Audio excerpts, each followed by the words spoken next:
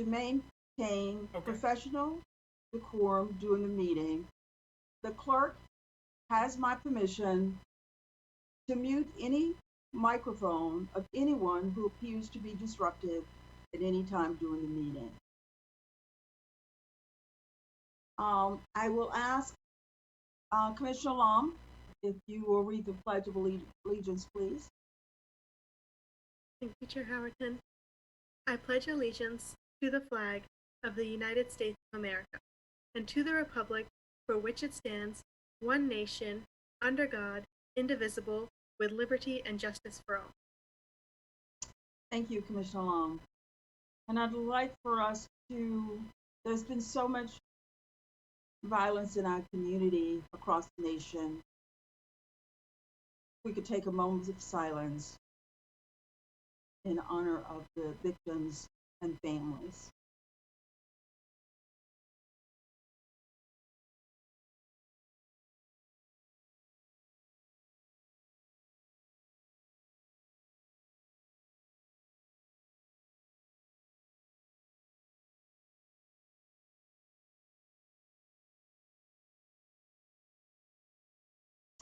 Thank you. At this time, are there any adjustments to the agenda, commissioners, or are there any adjustments? Are there any adjustments? Observing none, I will move on to the announcements. And our wonderful clerk, Monica Tuma, will read our announcements. Good evening, Commissioners. I will read the announcements for the April 12th meeting. National County Government Month. Durham County Government will celebrate National County Government Month, NCGM, during the month of April to showcase how the county achieves healthy, safe. I will move on to the announcements. And our wonderful clerk, Monica Tuma, will read our announcements. Good evening, Commissioners. I will read the announcements for the April 12th. National County Government Month. Durham County Government will celebrate National County Government NCGM during the month of April to showcase how the county achieves healthy, safe. I will move on to the announcements. And our wonderful clerk, Monica Tuma, will read our announcements. Good evening, Commissioners. I will read the announcements for the April 12th. National County Government Month. Durham County Government will celebrate National County Government NCGM during the month of April to showcase how the county achieves healthy, safe. I will move on to the announcements. And our wonderful clerk, Monica Tuma, will read our announcements. Good evening, Commissioners. I will read the announcements for the April 12th. National County Government Month. Durham County Government will celebrate National County Government NCGM during the month of April to showcase how the county achieves healthy, safe. I will move on to the announcements. And our wonderful clerk, Monica Tuma, will read our announcements. Good evening, Commissioners. I will read the announcements for the April 12th. National County Government Month. Durham County Government will celebrate National County Government NCGM during the month of April to showcase how the county achieves healthy, safe. I will move on to the announcements. And our wonderful clerk, Monica Tuma, will read our announcements. Good evening, Commissioners. I will read the announcements for the April 12th. National County Government Month. Durham County Government celebrates National County Government NCGM during the month of April to showcase how the county achieves healthy, safe. I will move on. I will move on to www.ncgov.servicenowservices.com. Durham Youth Works Program. Develop your future talent. Interested in volunteering? Young adults have the opportunity to volunteer in any of the 3 4-week career pathway sessions over the summer. Sessions are scheduled from June 7th through July 2nd, June 28th through July 23rd, and July 26th through August 20th. Registration is needed by April 15th. You can visit, there is a pretty long link, but it will be available on our website, or you can also contact James Dickens at james.dickens@durhamnc.gov. Your time to weigh in on Durham and Orange fiscal year 22 annual work programs. Each year, a work program with representatives from Durham County, Go Triangle, and the Durham, Chapel Hill, Harborough Metropolitan Planning Organization puts together a work program for transit service and infrastructure improvements that will be funded in the next fiscal year, which is July to June.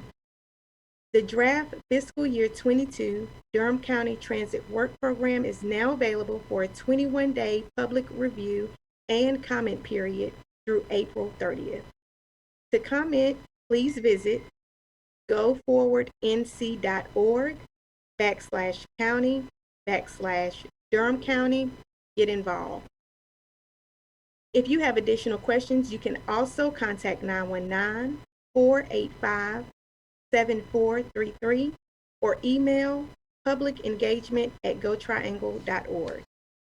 Madam Chair, that concludes our comments for this meeting. Thank you so much, Ms. Toomer. Great job. Great job. Thank you. Are there any other announcements from commissioners? Commissioner Alam. Thank you, Madam Chair.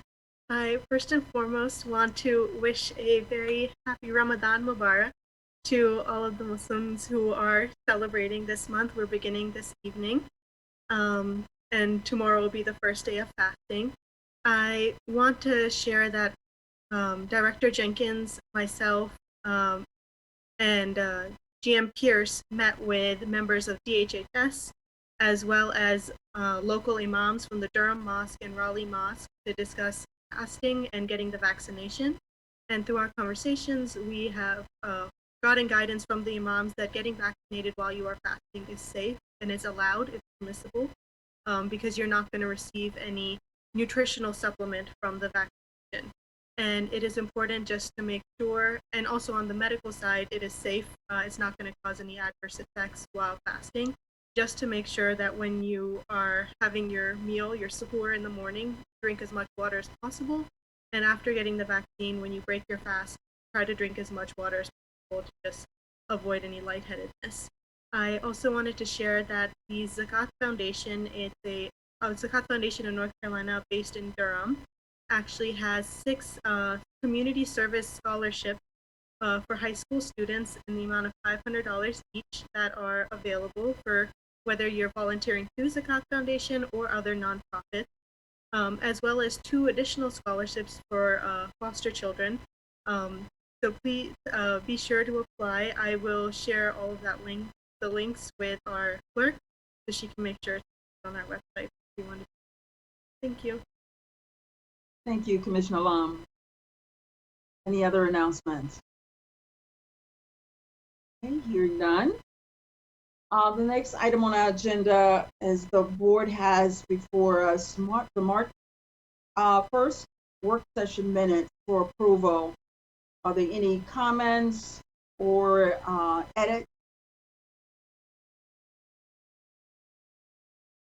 Hearing none, I will accept a motion for approval. So moved. Second. It has been moved by Commissioner Lum, second by Commissioner Jacobs. The clerk will take a roll call.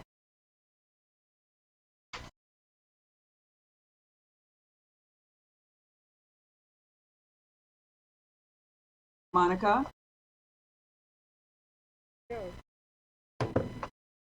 My apologies, Chair Howerton. We're having a difficulty with YouTube. Could you please repeat what you asked? Roll call for the minutes approval. Yes, ma'am. My apologies. Commissioner Alam, Aye. Commissioner Burns, Aye. Commissioner Carter, Aye. Vice Chair Jacob, Aye. and Chair Howerton. Aye. The minutes have been approved, 5-0. Thank you. And we all know we have technical difficulties sometimes. So, commissioners, we have quite a few ceremonial items today. The first one is a resolution on Black maternal health crisis and the need to allocate resources to address this issue. The board is requested to recognize the resolution on Black maternal health crisis and the need to address the issue. The Durham County Women's Commission has partnered with the Mayor's Council for Women and the local organizations Equity Before Birth and MAAME, Inc., mobilizing African American mothers through empowerment to ask county commissioners to help us do something to address this issue and eliminate maternal health disparities in Durham County. We have Vivian Slade and Joy Spencer on the line to accept the resolution, and I'm going to ask Commissioner Burns if she will read that for us, and then we will have Ms. Spencer and Vivian to give us comments on that. Everyone can hear me okay? Okay, thank you. I've had some Zoom issues today. Durham Board of County Commissioners resolution, Black maternal health crisis and the need to allocate resources to address the issue. Whereas the Durham County Board of Commissioners adopted a resolution declaring racism a public health crisis on June 8, 2020, and racism is a root cause of factors influencing the disparities among Black maternal health, including access to quality care. And whereas Black women nationwide, regardless of income or education level, are 3 to 4 times more likely to die from preventable pregnancy-related complications.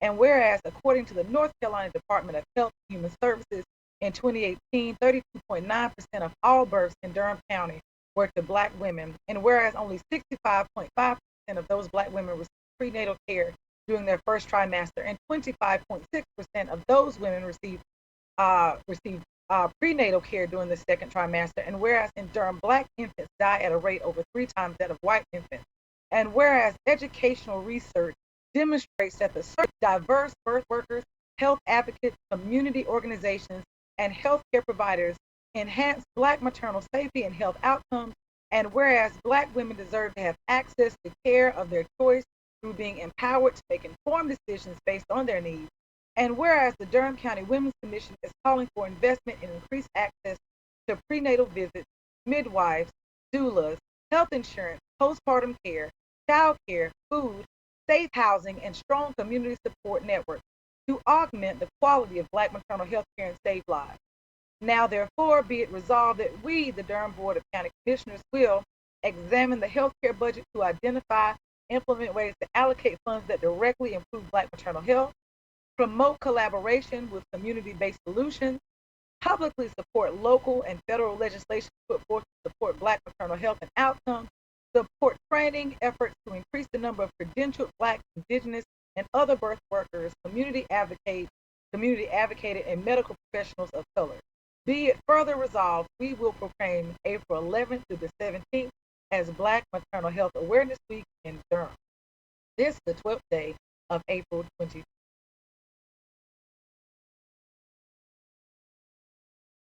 Okay, now we'll hear from Ms. Slade and Ms. Spencer. Thank you, Chair Harrington, and thank you so much to all of the commissioners for this opportunity to address the board. In September of last year, we came before you with a resolution for women's health and equal access to abortion. And during that time, we were challenged by Commissioner Hill and the Board of County Commissioners to delve more into the Black maternal health crisis. Each year, the Women's Commission gathers 3 areas of interest. So this year we decided to continue with the reproductive health access interest, and we shifted the focus to Black maternal health. At that time, we formed a subcommittee which Joy Spencer led, and I will let her share with you what she has. Thank you, Chair Howerton and all county commissioners for allowing us to be in this space. So the Black Maternal Health Subcommittee of the Durham County Women's Commission began to survey the community and the people, birth workers, consumers that are doing the work and supporting Black moms in the area to see what is needed. And so we surveyed the community. We received results that were very diverse from people weighed in from Duke and from UNC and from the county health department. And from large organizations and from small grassroots organizations and doulas. So we had a variety of responses, but what we found the community saying is overwhelmingly 100% of the people we surveyed was aware of the Black maternal health crisis and working towards eliminating disparities. In addition, 100% of the organizations we surveyed said that their biggest barrier to doing the work is needing funding to scale and sustain the work. What the survey also revealed, the other challenges are policy changes that need to be had. So there are barriers in policy. There are barriers in accessing partnership and collaboration opportunities. It was said that we need additional Black birth workers and a concrete, intentional pipeline to make that happen. That's doctors, nurses, midwives, doulas, the whole gamut. And people also revealed that they wanted access to more opportunities like this to speak and address the issue in front of policymakers. And so that is why the text of the resolution reads as it does, direct feedback from the community. And we're asking, as you heard, 1/3 of all births in Durham County are to Black women. So with any other business, if 1/3 of your customer, your audience base, your consumers had a need, I'm pretty sure that you would adjust your business model to try to meet that need. And so that is more of what we are asking for today, for us to examine our budget, allocate resources to eliminate those disparities. While nationwide Black infants are dying at twice the rate of white infants, here in Durham, that is 3.5 times the rate of our white infant counterparts. And that's unacceptable. And similarly, Black women are experiencing higher rates of disparities. And so thank you so much for your attention to the issue. Collaboration is going to be key. There are things that grassroots organizations, people on the ground can do that maybe medical providers can't. And there are things that, as I'm not a doctor or a nurse, our medical providers will be able to do that we can't. But 100%, what I do know is that we absolutely have to work together and collaborate wholeheartedly and with equity so that we can wrap our families around all of the support that they need, not only healthcare and medical support, but peer support and address their social determinants of health. So we appreciate you all's dedication to this issue and support of community-based solutions and organizations. Well, thank you so much, Ms. Slade and Ms. Spencer. This is an area that all of us are committed to. I know that it's one,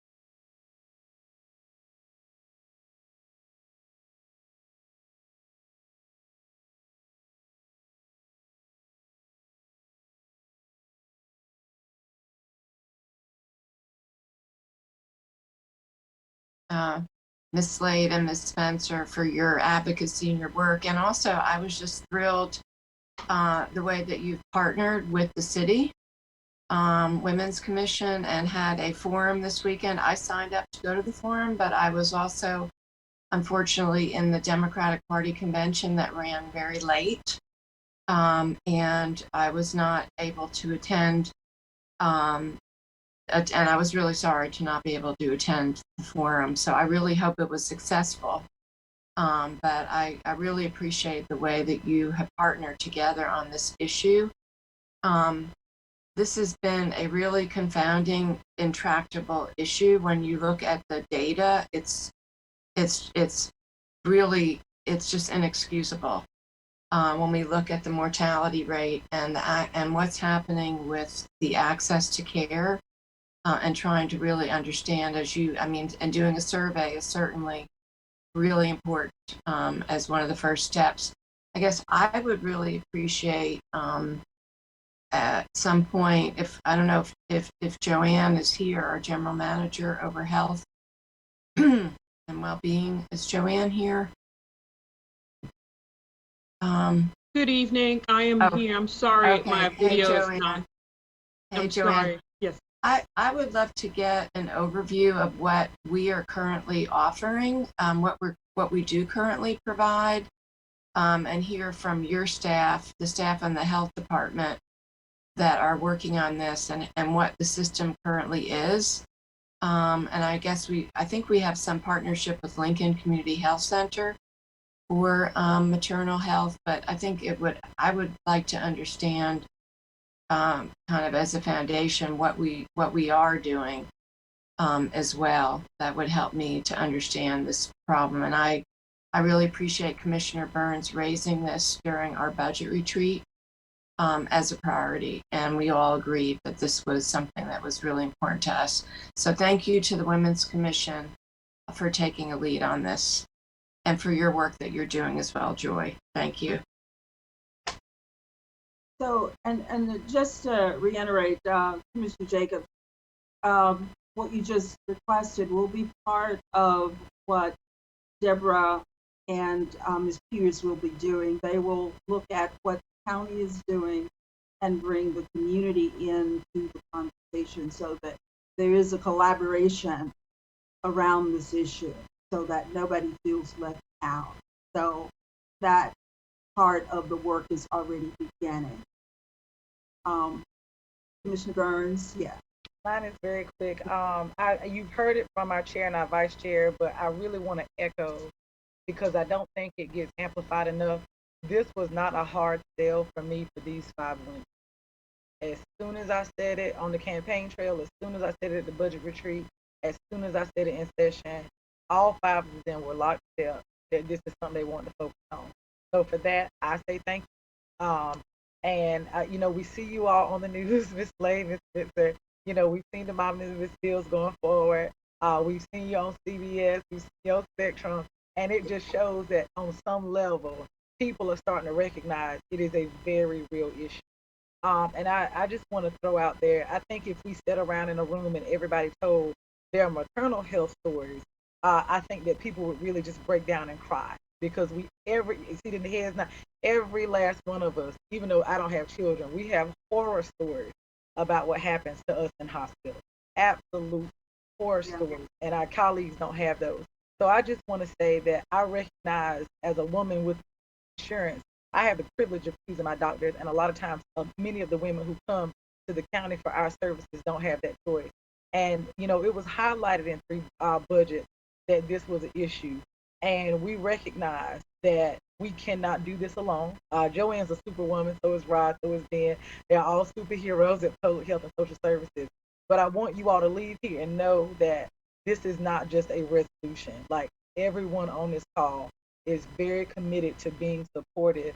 And in that budget retreat, and I can say Commissioner Carter even backed me on that one. And the same thing that Wendy and Commissioner Jacobs and Commissioner Howerton just said, we are looking at ways that we can be supportive. So follow back up with us, keep up the good fight, and thank you. Thank you, because know that your work is going to save lives. Commissioner Carter. Thank you, Chair Howerton. I just quickly wanted to express my admiration to Ms. Slade and Ms. Spencer for being such strong, effective advocates on this very key, community health indicator, maternal mortality rates, and highlighting the disparity. And it's linked to the other one then that was in our resolution, the infant mortality rate, which, I also hope that sort of by extension will be part of this roundtable discussion that Chair Howerton mentioned. And thank you, Brenda, for getting that going. That really does make this resolution more than just a resolution. We're actually starting some work to attack it, and wanted to thank Brenda for that. And real quickly, this work is also very tightly linked to the work of the Community Child Protection Task Force and the Community Child Fatality Prevention Task Force. And they are going to be bringing their report to us, I think, in May. Opportunity to look at, the intersection of these work and maybe think about ways to collaborate. So it's good that this is elevated so highly on our radar tonight, and it will be again in May.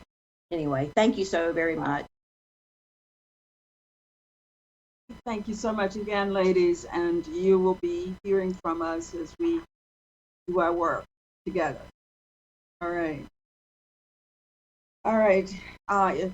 We'll move on, ladies, then, commissioners, to the next item is 210208, and it is the Durham County Sheriff's Office receives a full accreditation from the American Correctional Association, ACA. The board is requested to recognize this award as was presented to Sheriff Burkhead by the ACA, and I will ask the sheriff to share the details of this award with the board.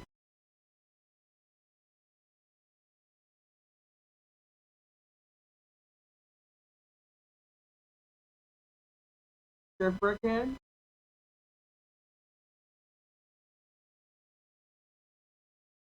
I know you're not going to miss this opportunity.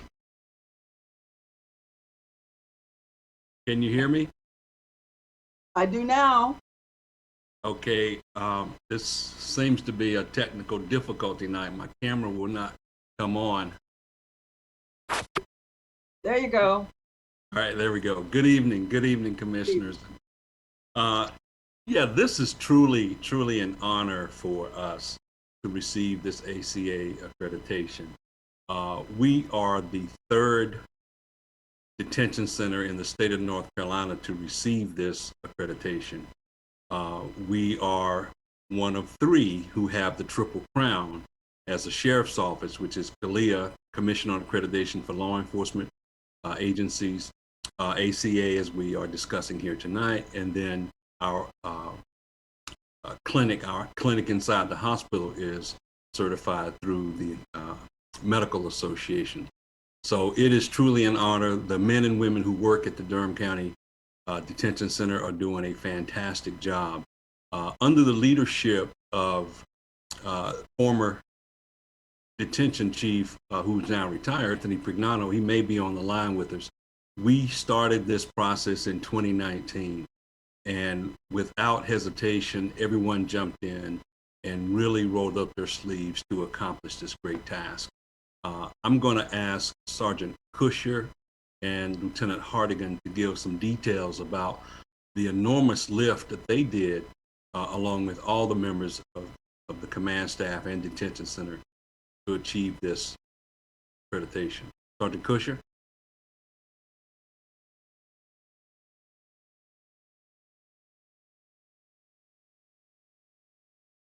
We can't hear you. Now I don't think you can hear me. Sorry. Yeah. There we go. We got you.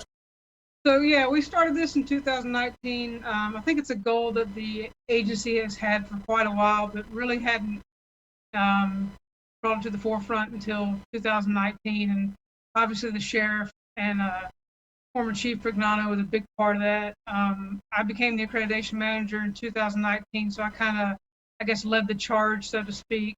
We started with updating and going through all our policies. We also worked with a gentleman who works with ACA. He's an auditor for them. We brought him on to help us through the process because it was new to everybody.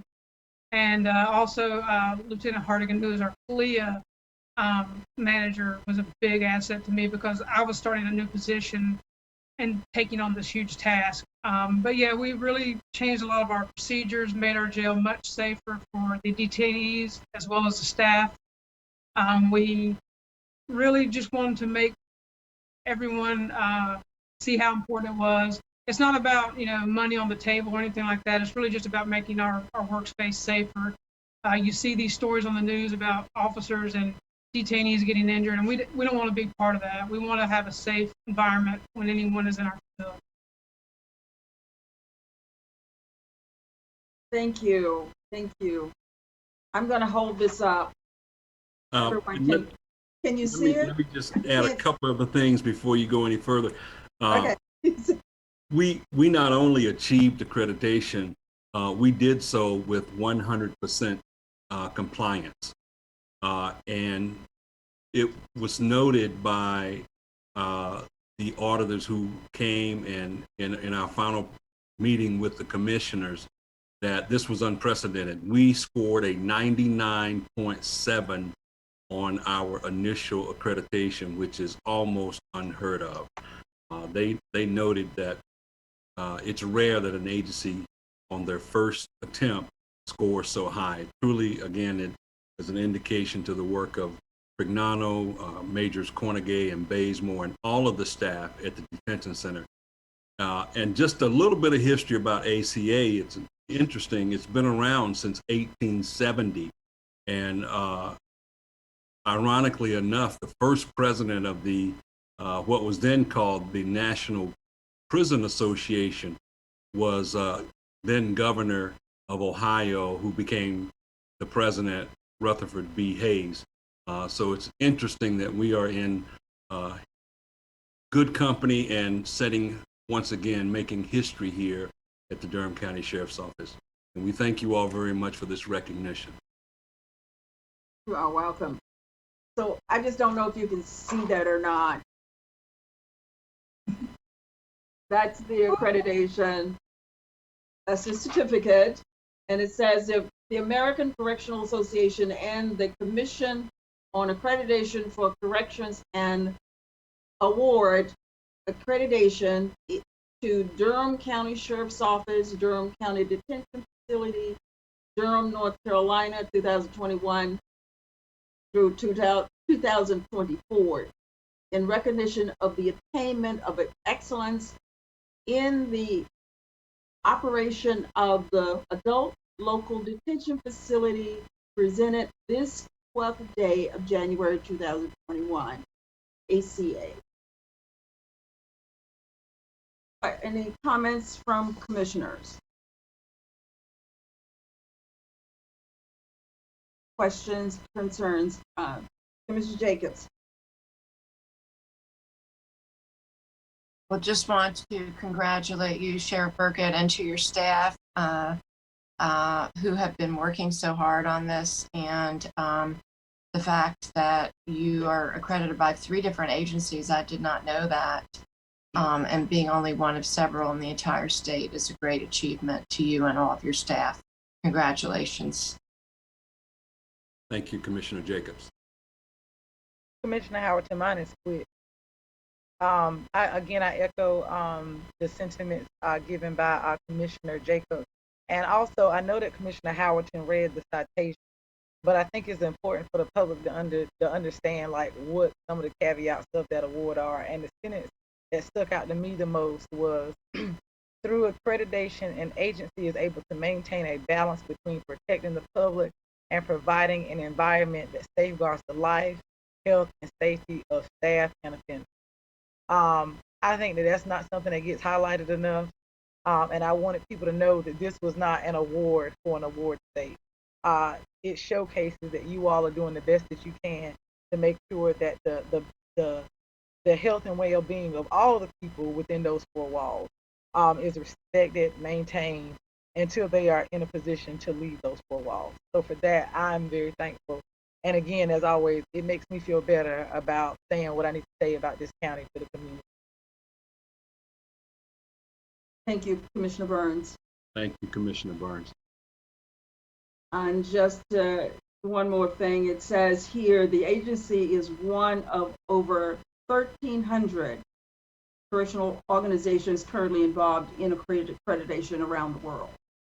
So we thank you and your staff for the work that you do and looking out for our people.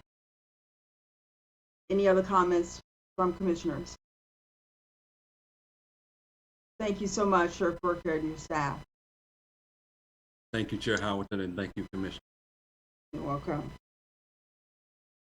Okay, we will move on to our next item, Commissioners. 21-0221 is the proclamation, Child Abuse Prevention Month. The board is requested to proclaim April as Child Abuse Prevention Month. We have Ben Rose, DSS Director, and Javetta Whitfield on the line to accept the proclamation and share details that will be read by Commissioner Jacobs. Commissioner Jacobs, if you will read this proclamation, and just know that I've been trying to figure out how I could get my blue pinwheels all weekend so that I could have one on. I don't have one.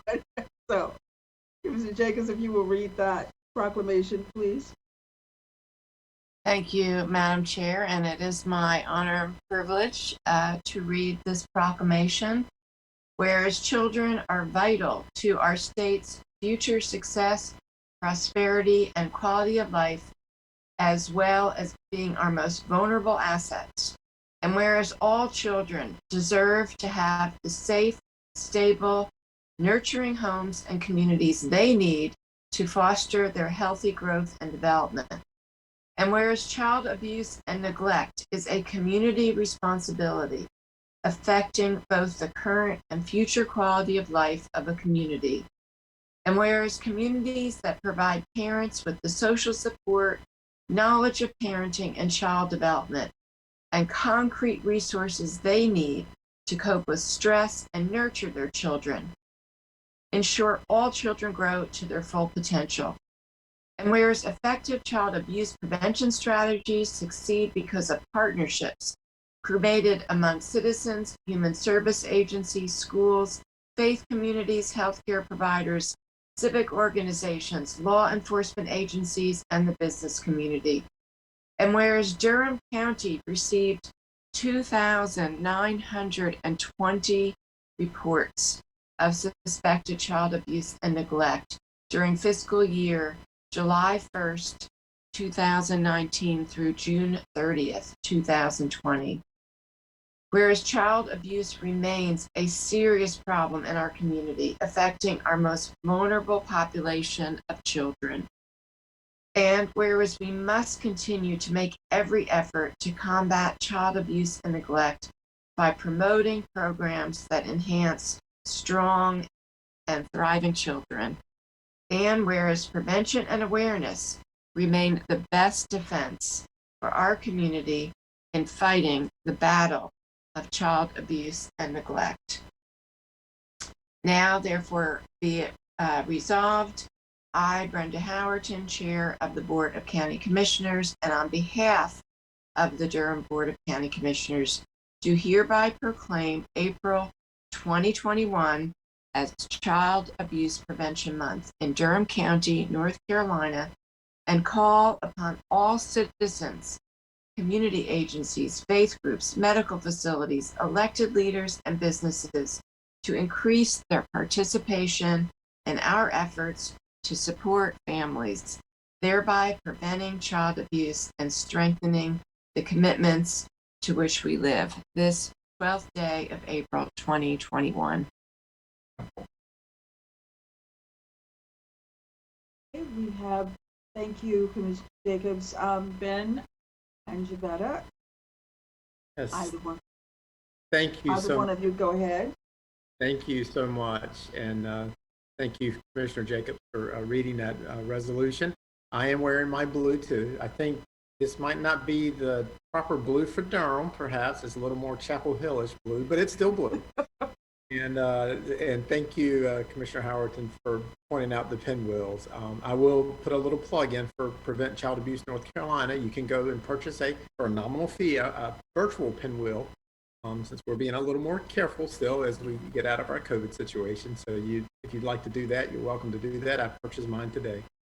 And we just are very grateful that, for this proclamation and for you bringing this forward.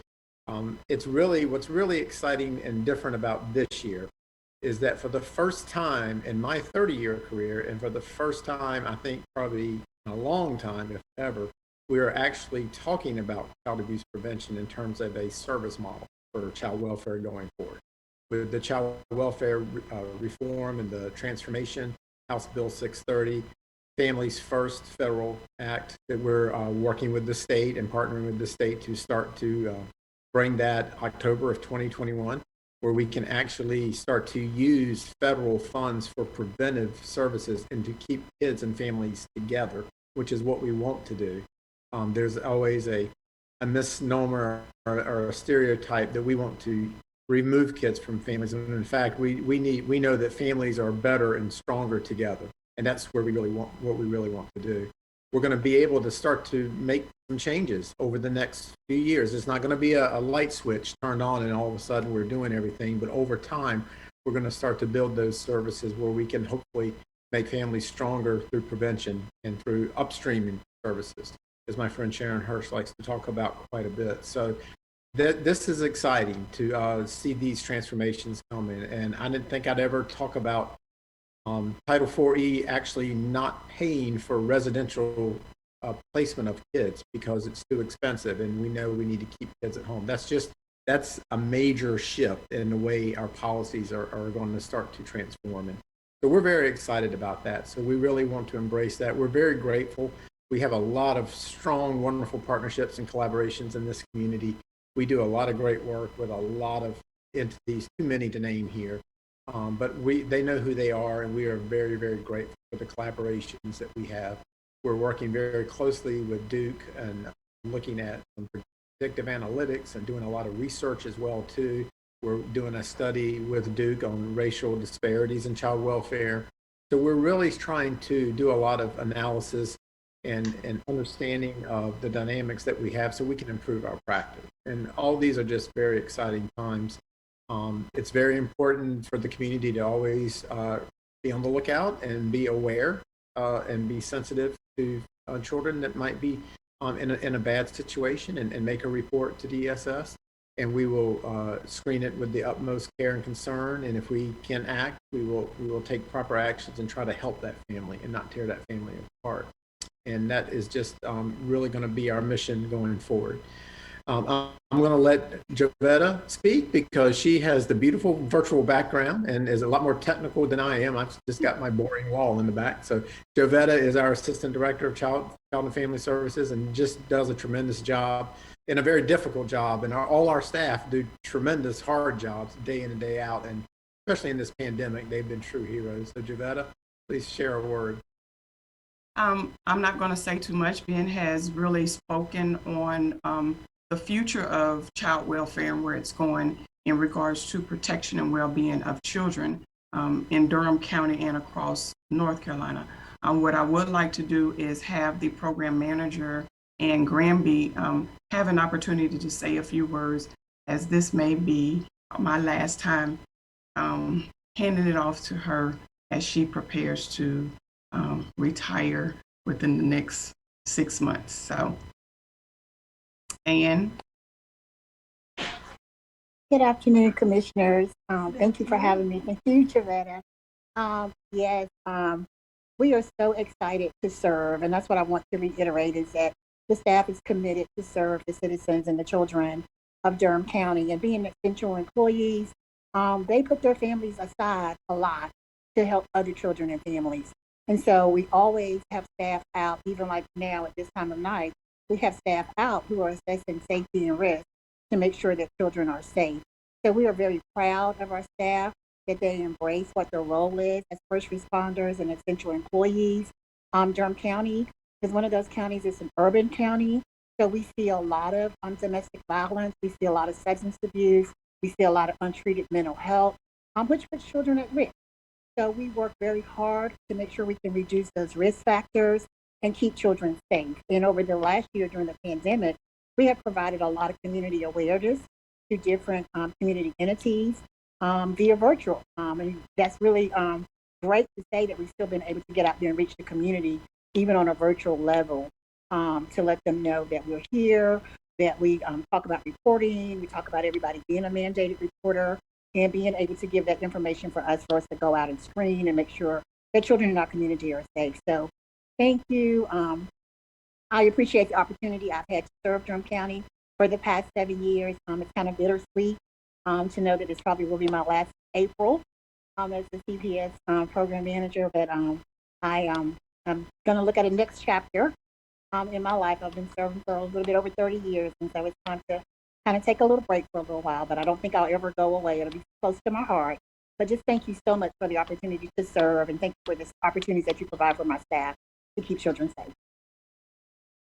Thank you, Ann. I think that's your service has been a tremendous blessing to Durham County, and congratulations on your future retirement.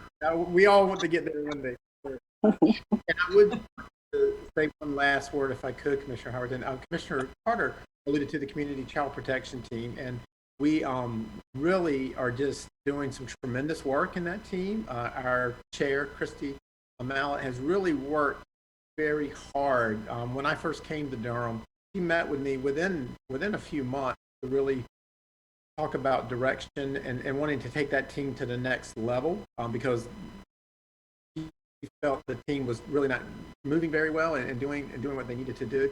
And we talked, and I actually connected her with one of my former CCPT chairs from another county, and they connected on the phone, and we talked about some ideas, and she has just done a tremendous job, and we're very excited to be bringing her to the commissioners in May. I think this will be the first time maybe that they've actually presented in person. Usually you get the report, but you're just getting a report, and you get a million reports, and I don't know how y'all keep up with all that you get. So we'll have a 30 minutes in front of you to really talk about the work they're doing, because this is a team that is established to really look at prevention and look at gaps and resources and areas where we can improve practice. And I think you'll be very excited to hear from Christy and the Community Child Protection Team in May. So we look forward to that too. But thank you again for allowing us to present this resolution, and thank you for all your support.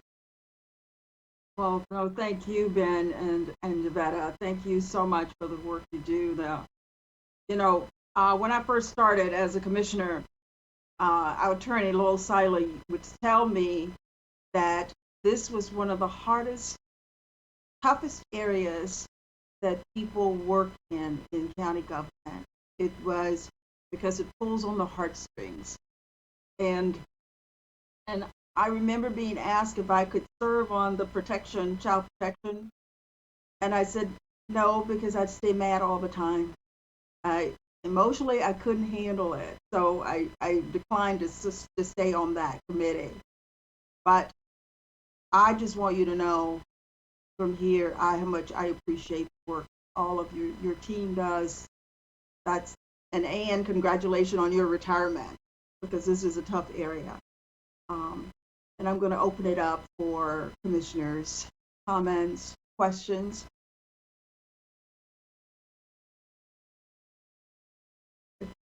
Commissioner Jacobs? I'll let Commissioner Lom go first, and then I'll speak after her. Okay. Thank you, Chair. Thank you, Chair Howerton. Thank you, Vice Chair Jacobs. I just wanted to reiterate and emphasize to Director Rose, Rufield, and Ms. Granby, thank you so much for your service in this area. And one thing I also want to echo and just bring back to this meeting is, Commissioner Burns and I were talking, I think it was last week or something, about how both of us were so jarred when I think Director Rose, you had shared with us last time you presented to us how this group, the social services, goes above and beyond to protect the children of Durham, where you had children sleeping in the public health department, in the services department, and staying with them overnight to make sure that they were safe. And that just needs to be reminded of how difficult of a role it is, but how amazing our social services department truly is, to be putting everything on the line to make sure that they can provide for the children of Durham. So I really want to just express how grateful I am as a commissioner to have such amazing social service staff who are doing this great work. Thank you so much. That means a lot. And they truly are. My staff are just beyond heroes to me. And the work that they do is often unseen. And they do really make a lot of sacrifices, but they do it because it's a calling, and they really do care about the families they serve. So thank you so much. That means a lot to me. Commissioner Jacobs? Well, thank you, Commissioner Lum. I'm glad you shared that story, because that's the story that always sticks with me as well. And I want to thank Jovetta for her great leadership of this department, and Anne, who is fantastic. And I got really nervous when Jovetta started saying this might be the last time. Thank you, Anne, for your also outstanding work and 30 plus years of service. But I think the good news is that we are starting to see a shift in understanding that we have to invest upstream and invest in the services that families need, mental health, substance use, financial, that we have to invest upstream. And I'm also really proud of the work that this board has done, focusing on adverse childhood experiences and our early childhood investments that we're making with an early childhood coordinator and Durham Pre-K, and we just can't do enough of that with our early childhood plan, because at the end of the day, as you said, Jovetta, and is in the proclamation, it's about education and prevention, and we just have to be so committed to it. And it has been very worrisome during the pandemic that we have not had all of the community eyes on our children that you would see with children being in school. And we do rely on our whole community to be a partner in supporting, mentoring, and also, reaching out when somebody sees something. So it takes all of us, and I look forward to our continued partnership on this issue. Thank you. Thank you.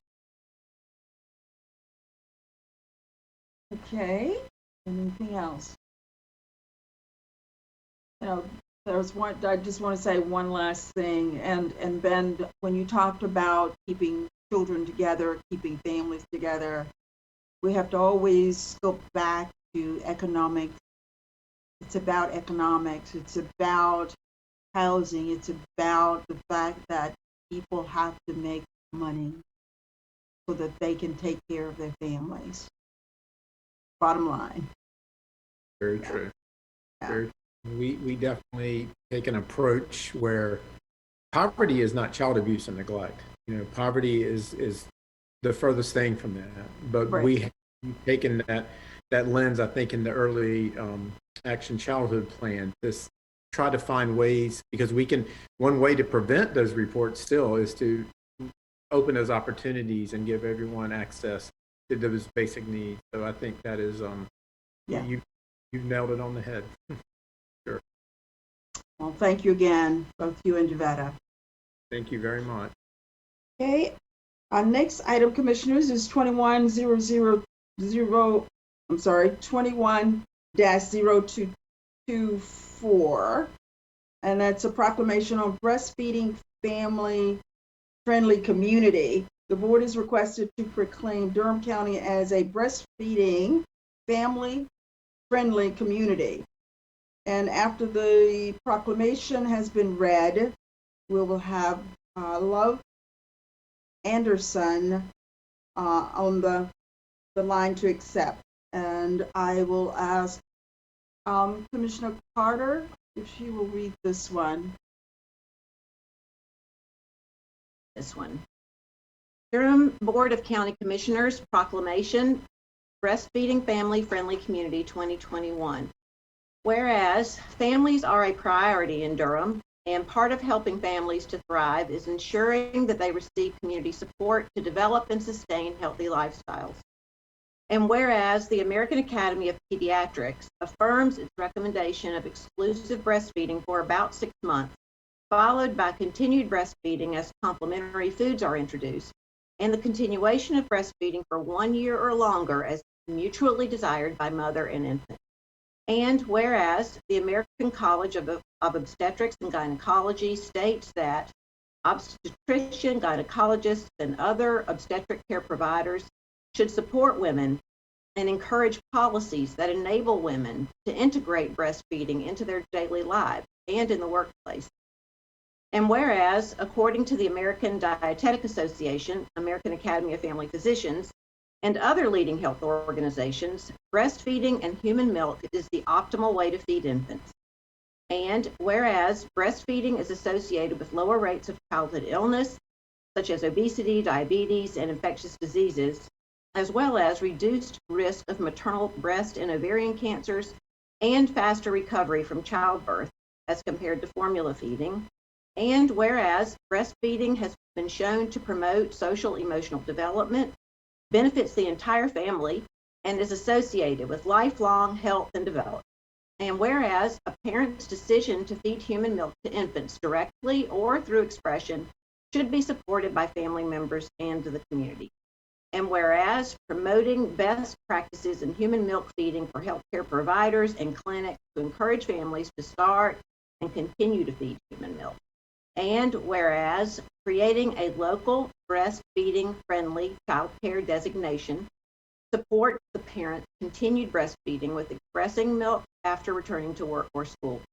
And whereas encouraging our local education systems to include breastfeeding and human milk feeding curricula at all levels, that it normalized breastfeeding. And whereas collaborating on community resources and building community awareness can positively impact breastfeeding successes. And whereas our community is proud to have attained broad support and direct community actions, including the Durham County Health Department, Chamber of Commerce, community health workers, lactation support providers, community advocates. And whereas by providing a supportive and welcoming environment, a breastfeeding friendly community encourages families of all races, ethnicities, family structure to initiate and continue optimal infant feeding / nursing.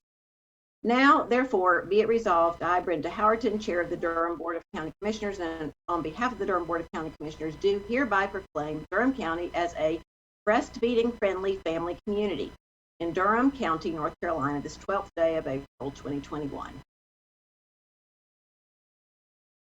Thank you, Commissioner Carter. And as Ms. Anderson? Yes, thank you. We have a couple of minutes.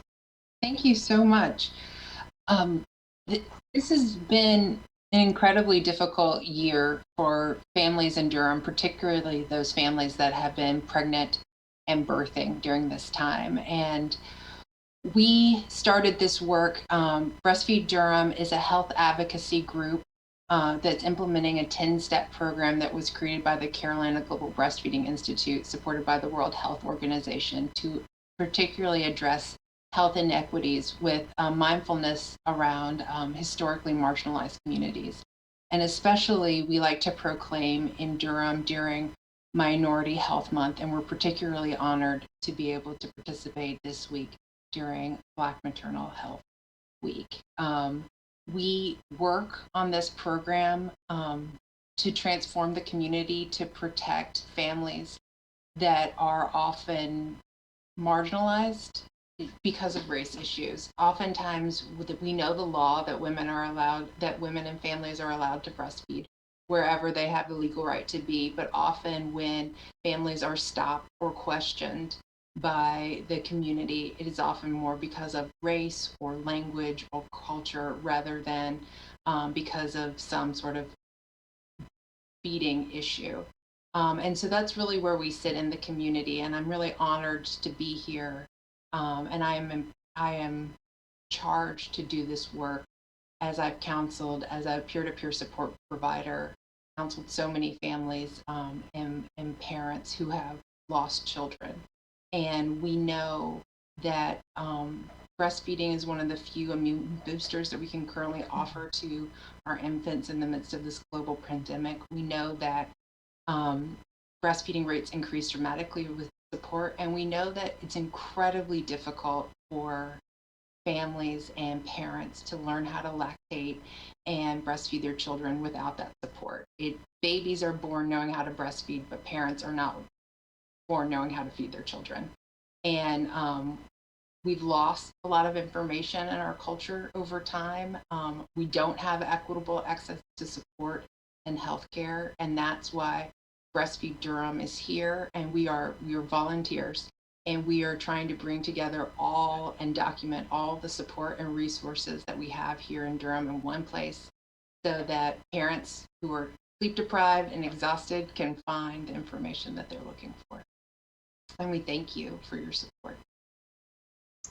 Thank you so much. It's amazing how there's a line through all of the proclamations and the resolutions that we're doing tonight, from maternal health to this one that we just read, breastfeeding. It's all just they all kind of mesh together. So thank you so much for the work that you're doing, and I'll open it up for commissioners. Any comments? Mr. Carter? Thank you, Chair Howerton, and I really agree with you about how connected these resolutions are tonight. And thank you, Love Anderson, I like your name. Thank you, Ms. Anderson, for bringing this forward last year and having us re-proclaim it again this year. I read something recently, and I hope I get it right. I'm pretty sure Breastfeeding Durham recently had a role to play in a major policy shift for Duke University health system that's related to this. So in the past, the International Board for Certified Lactation Consultants, those positions Duke required that the person also had to have an RN degree. And recently, after being petitioned, and I think Breastfeeding Durham was part of this, after being petitioned to change that requirement, they have done so. They've decided to drop that requirement, which will open the door to more lactation consultants who are people of color. And that will help, from everything I read, that will really be helpful for Black women to have a Black lactation consultant. And I can really imagine that would be true. And currently about 90% of lactation consultants in North Carolina are white. And so this policy change hopefully will lead to a structural change that will help, eliminate this disparity by race and who can succeed at breastfeeding. So anyway, thank you for that work. And I just wanted to highlight that policy change because, I think we are thinking a lot about that these days. We are a community group, and we work with so many partners. So I can't say that we would take credit by ourselves. It was a combination effort of other grassroots advocacy groups, MAME, as well as the internal workings of Duke. I think it has been on everyone's heart and minds for a long time. Everyone we reached out, when the position became open, we reached out to all of our networks, and when we looked for providers that reflected the Durham community over and over again, they're like, well, we don't have that RN credential.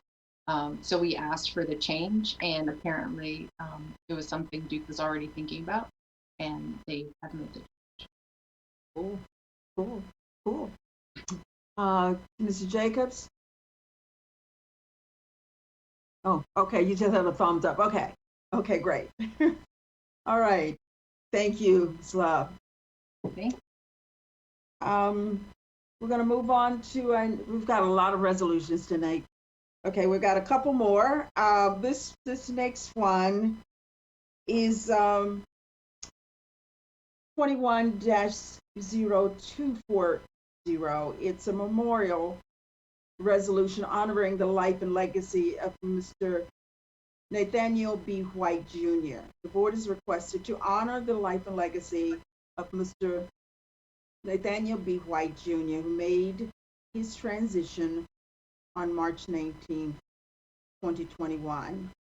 And we have Mr. White's daughter, Natalie White, along with Gloria, is it Rentrout? Hope I pronounced it right. Rentrout.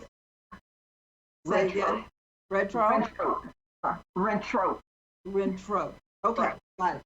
A high school, Hillside High School alumni on the line to speak after the resolution has been shared. And I'm going to ask Commissioner Burns if she will read this one. I'm trying to keep up with who read which one when. Okay. Commissioner Alam, I'm looking at you. Okay. Durham Board of County Commissioners resolution honoring the legacy of Nathaniel Bradshaw White Jr. Whereas Nathaniel Bradshaw White Jr., one of the first Black undergraduates to attend Duke University in... Oh, I thought somebody said stop. Okay. I'll start again. Honoring the legacy of Nathaniel Bradshaw White Jr. Whereas Nathaniel Bradshaw White Jr., one of the first 5 Black undergraduates to attend Duke University in 1963, made his transition on March 19, 2021 in Atlanta, Georgia. And whereas White was born and raised in Durham, North Carolina and attended Durham Public Schools, graduated from Hillside High School in 1963. And whereas he continued his formal education at Duke University, where he earned a Bachelor of Science degree in mathematics in 1967, and pursued a graduate work in mathematical statistics at UNC Chapel Hill, and also taking courses at UNC School of Public Health. And whereas in 1969, he was accepted as a commissioned officer in the Public Health Service and began working in epidemiology at the National Institute of Environmental Health Sciences, NIHS, and NICHD, now the Eunice Kennedy Shriver National Institute of Child Health and Human Development. And whereas during his career, White worked as a statistician participating in clinical trials, reviewing research grants, and serving as a section chief for a computer division that supported activities in epidemiology. And whereas for a time he returned to his hometown to work on the revitalization of Durham's Haytime neighborhood, the Fayetteville Street corridor, and promoting economic development in Black neighborhoods. And whereas in 1992, White was appointed director of the Public Health Services Institute and the Office of Sponsored Research at Morehouse College in Atlanta, Georgia. And whereas this gifted, pioneering, passionate leader will be remembered as an amazing life force who worked to open doors for others and help improve every community in which he lived. Now, therefore, I, Brenda Howerton, Chair of the Durham County Board of Commissioners, and on behalf of the Durham Board of County Commissioners, do hereby resolve to honor the memory of Nathaniel Bradshaw White Jr. We urge all Durham County residents to reflect on his extraordinary legacy of unselfishly mentoring new generations of leaders and his lifetime of work dedicated to making life better for others. This is the 12th day of March, 2020. Thank you, Commissioner Burns. Ms. Wade?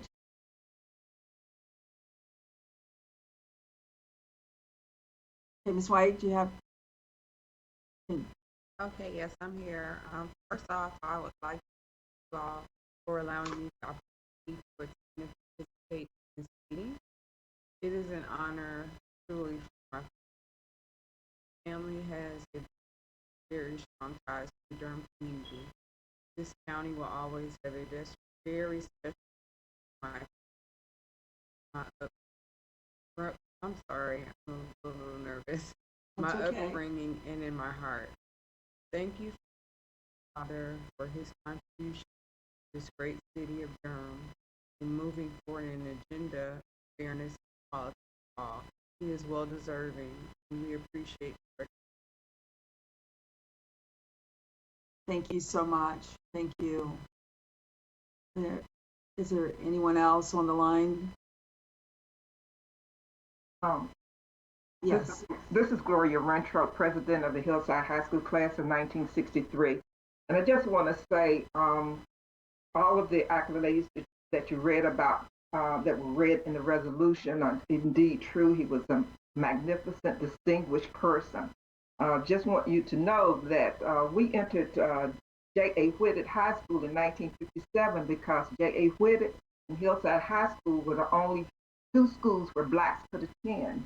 When we were going to school, the schools were still segregated, and there were two educational systems. It was the Durham City public schools and the Durham County public schools. And of course, we were in the city. So, but that the fact that even though the schools were segregated, we have many distinguished persons, and you can see by what Nat has done, not only in Durham and not only in Atlanta, but across the country. And so I just want to say thank you to the county commissioners for recognizing this distinguished man. Walter Jackson is also a classmate. We're all class of 1963, Hillside High School. Our class still supports Hillside High School by giving scholarships each year. And I want to thank Natalie. I know this is very hard for her to do this. The service for Nat was just April the 3rd, and by video I participated, but I saw the whole service online. But I know this is hard for her because she's had a lot to deal with. So thank you, Natalie, for taking the time to be here. And again, thank you, county commissioners, for recognizing such a distinguished man. Our alumni, the Hillside Hornet. Thank you, Gloria. So does my friend have anything? Walter, would you like to make a comment? Madam Chair, I also would like to thank the commissioners for recognizing our classmate, Nathaniel White. He and I grew up together in White Rock Baptist Church and came through school together from junior high school to high school. Then in 1963, he chose dark blue and went to Duke. I chose light blue and went to Carolina, but that did not drive the wedge between us. We remained friends until his death. And again, I thank you for recognizing him. Thank you so much. Thank you. So I'll open it up at this point, now for the commissioners. Comments from the commissioners. So if not, Commissioner Jacobs. Well, I want to first recognize you, Miss White. Thank you so much for being with us tonight. And I'm so sorry to you and your family for your loss. And also to the members of our community, Ms. Brentrope and Mr. Jackson, who are also here. It's amazing to read about what all that your father accomplished in his lifetime, Miss White, and how his truly distinguished career. And I will say that I remember hearing him speak when we were celebrating the 50th anniversary of the first Black students at Duke University several years ago. And he was speaking at DPAC. And the story that he's told then has really stuck with me about how when he went to Duke, he talked about how he had never been on the campus and growing up in Durham, and how it was like literally going into another world and being on a completely different planet. And then also the stories about all the other Black students, because there were only a handful, and how what it was like to be the first students to integrate Duke University, and how they had to really look out for each other and support each other. And how they've all went on to do great things. So I'm grateful that I had a chance to, at least from a distance, hear your dad speak many years ago. And again, I'm very sorry for your loss. Thank you. And Ms. White, I would also like to say offer my sympathy for your loss. He was a great man in this community, not just this community, but all over. And it's a loss for us, and it's a bigger loss for you. And we just want to say that thank you for being here. We know that's not easy. And I think for your support. I appreciate all of you. Just so many kind words about his legacy he was as a citizen, community leader, and I just appreciate it. And your prayers are keeping. I really appreciate it.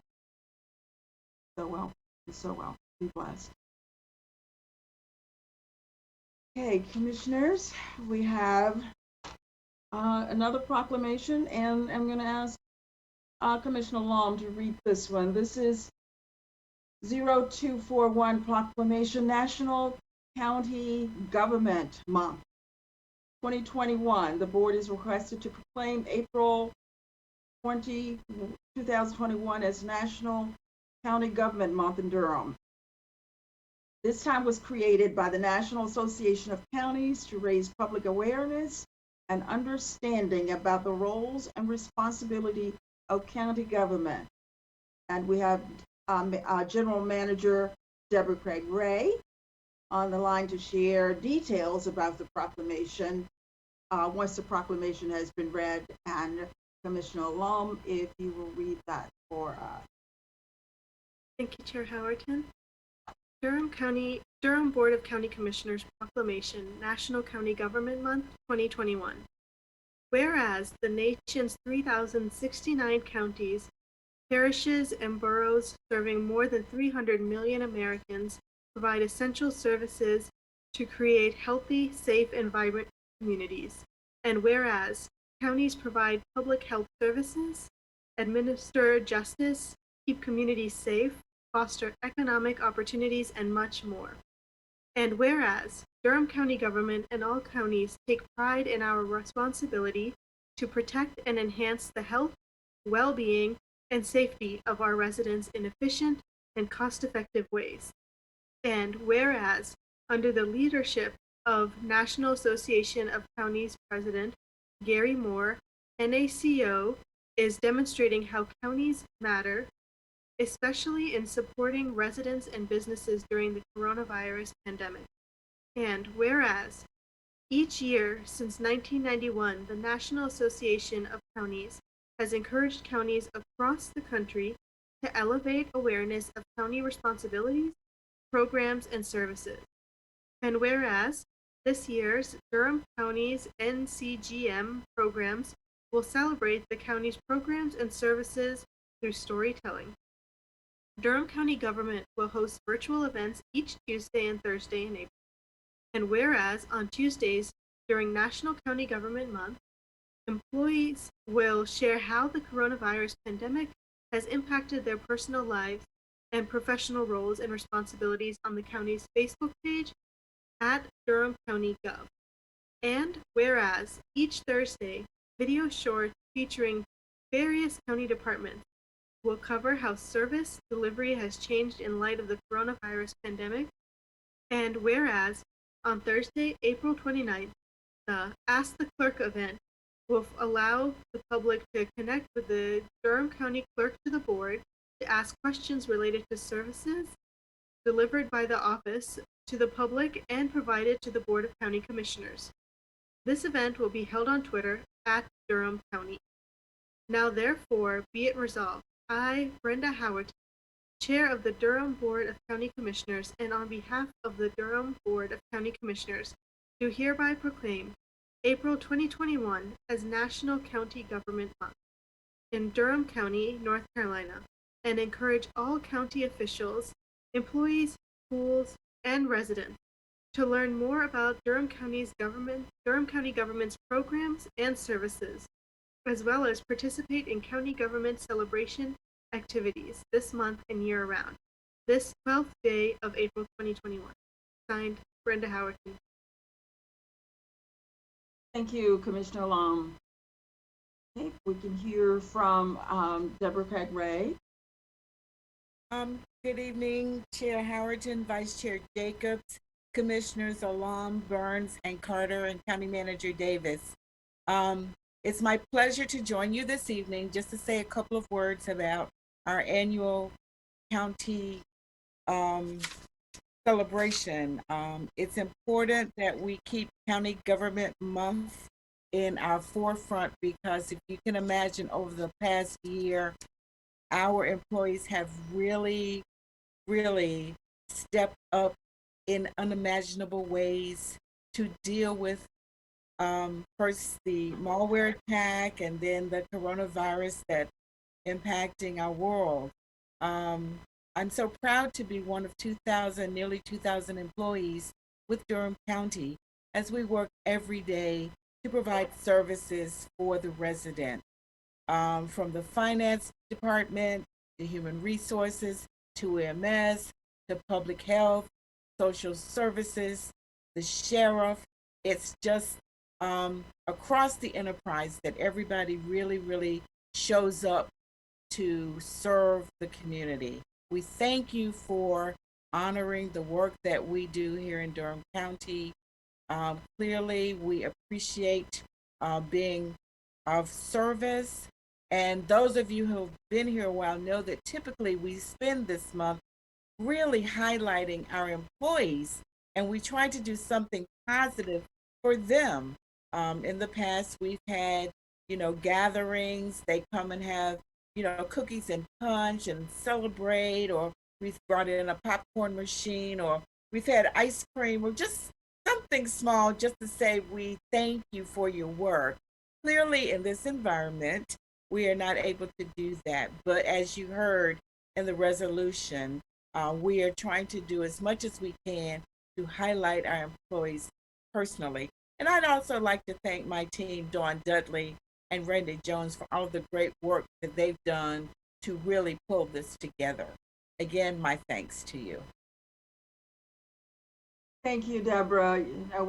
We can't do what is the dance that we usually do every year? Central. The wobble. The wobble. We can't do the wobble this year, dog. That was always so much fun. But thank you for pulling this together, and just thanks so much. Thanks to all the employees. This whole year, staff has just been unbelievable. They've been working 24/7, and I don't think there's anything we can do that really speaks volume to say how much we appreciate the work that they have done and still doing, because that it's taken a lot to make sure that the people in this community are safe and their families were safe. So I just can't say enough of thanks to them. And just want to open it up to the other commissioners' comments. Commissioner Burns and then Commissioner Lum. Going back.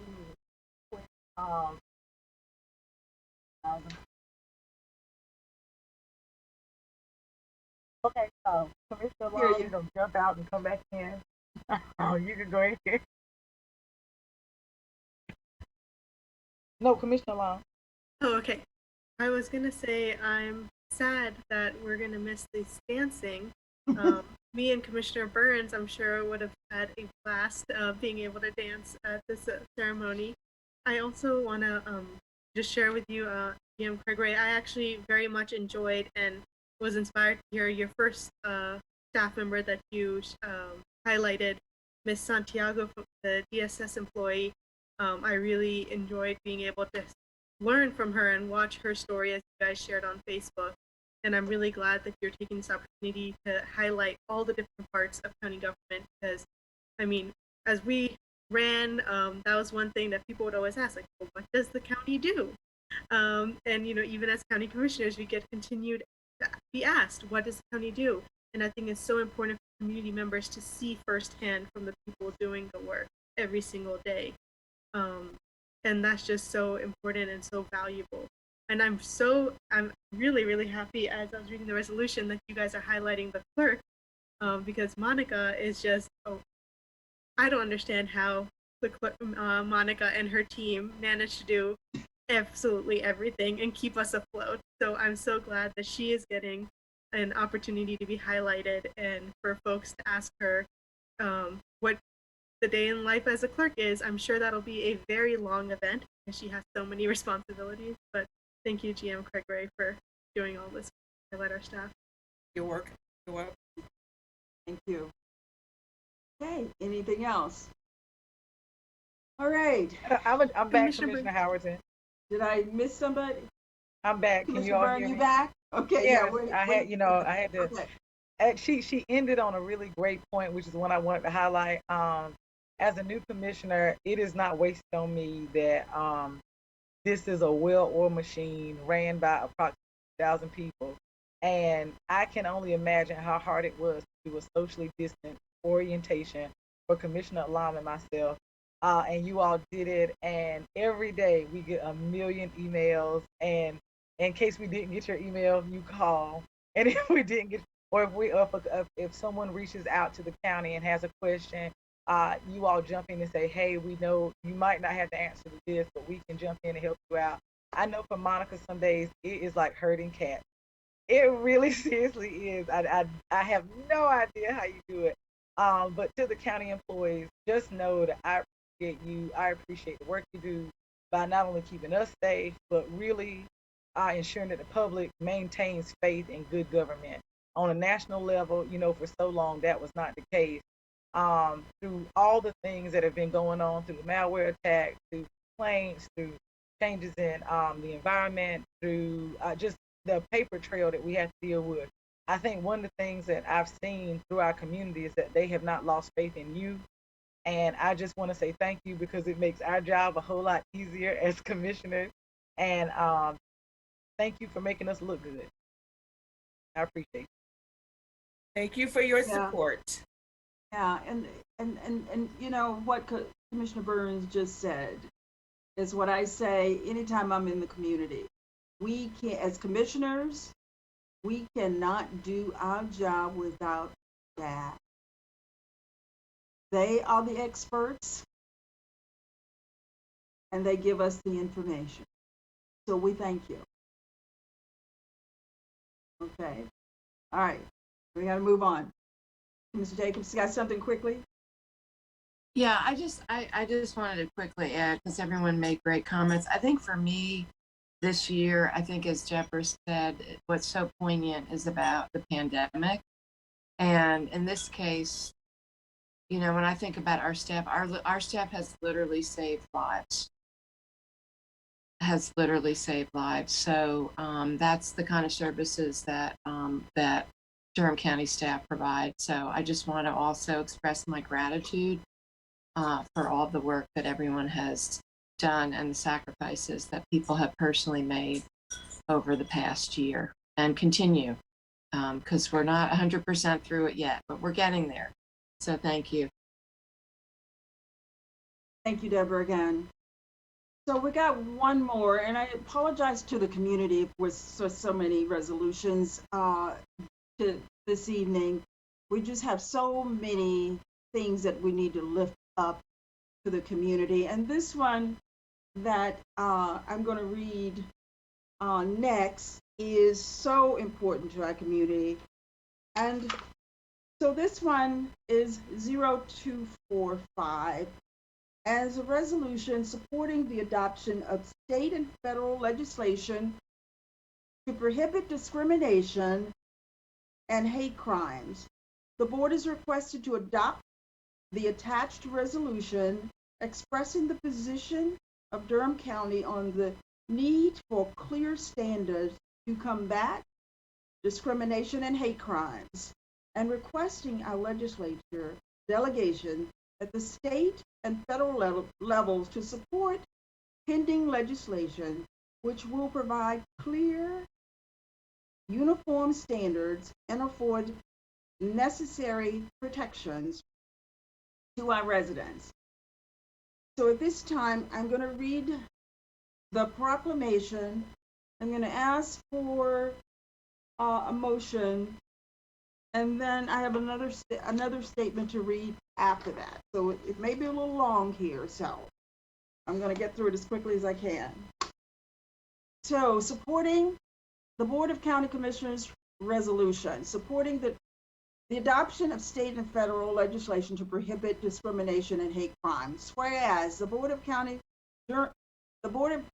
Durham County Board of Commissioners affirms that every person deserves to be treated with dignity and respect and should be able to build a life, raise a family, or start a business in Durham County without fear of discrimination. And whereas our residents and culture benefit from being an equitable, diverse, and inclusive community, Durham County encourages those community members, organizations, and businesses whose efforts support the community free from discrimination. And whereas equity, diversity, and inclusion also contributes to a strong local economy, commercial activities within Durham County should support and incorporate those values in their business practices. And whereas Durham County residents strongly support protecting all people from the indignity of discrimination, and whereas LGBTQ people in North Carolina are still vulnerable to discrimination in many areas of life, including education, housing, healthcare, public spaces, and the workspace because of a lack of statewide non-discrimination protections. And whereas many North Carolinians mistakenly believe that LGBTQ people do not experience discrimination in these areas. But according to a June 2020 study conducted by the Center for American Progress, 1 in 3 LGBTQ people, including 3 in 5 transgender people, have experienced discrimination in the past year. And whereas on January 20th, 2021, President Joseph Biden issued an executive order recognizing that the decision of the United States Supreme Court in Buxton versus Clayton County, 590 U.S.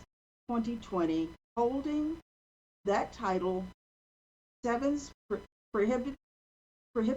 prohibition of discrimination because of sex covers discrimination on the basis of gender identity and sexual orientation applied to other federal laws prohibiting discrimination on the basis of sex, and ordered all federal agencies to take necessary implications action.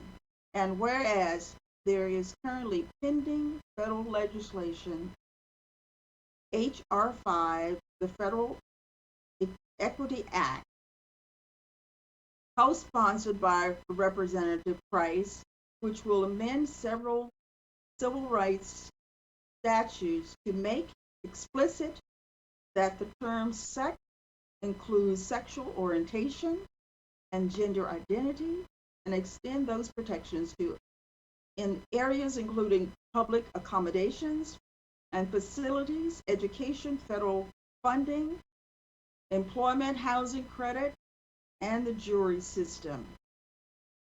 The bill also expands the definition of public accommodations to include places of establishment that provides exhibits, recreation, exercise, amusement, gatherings or displays, goods, service, or programs, and transportation services.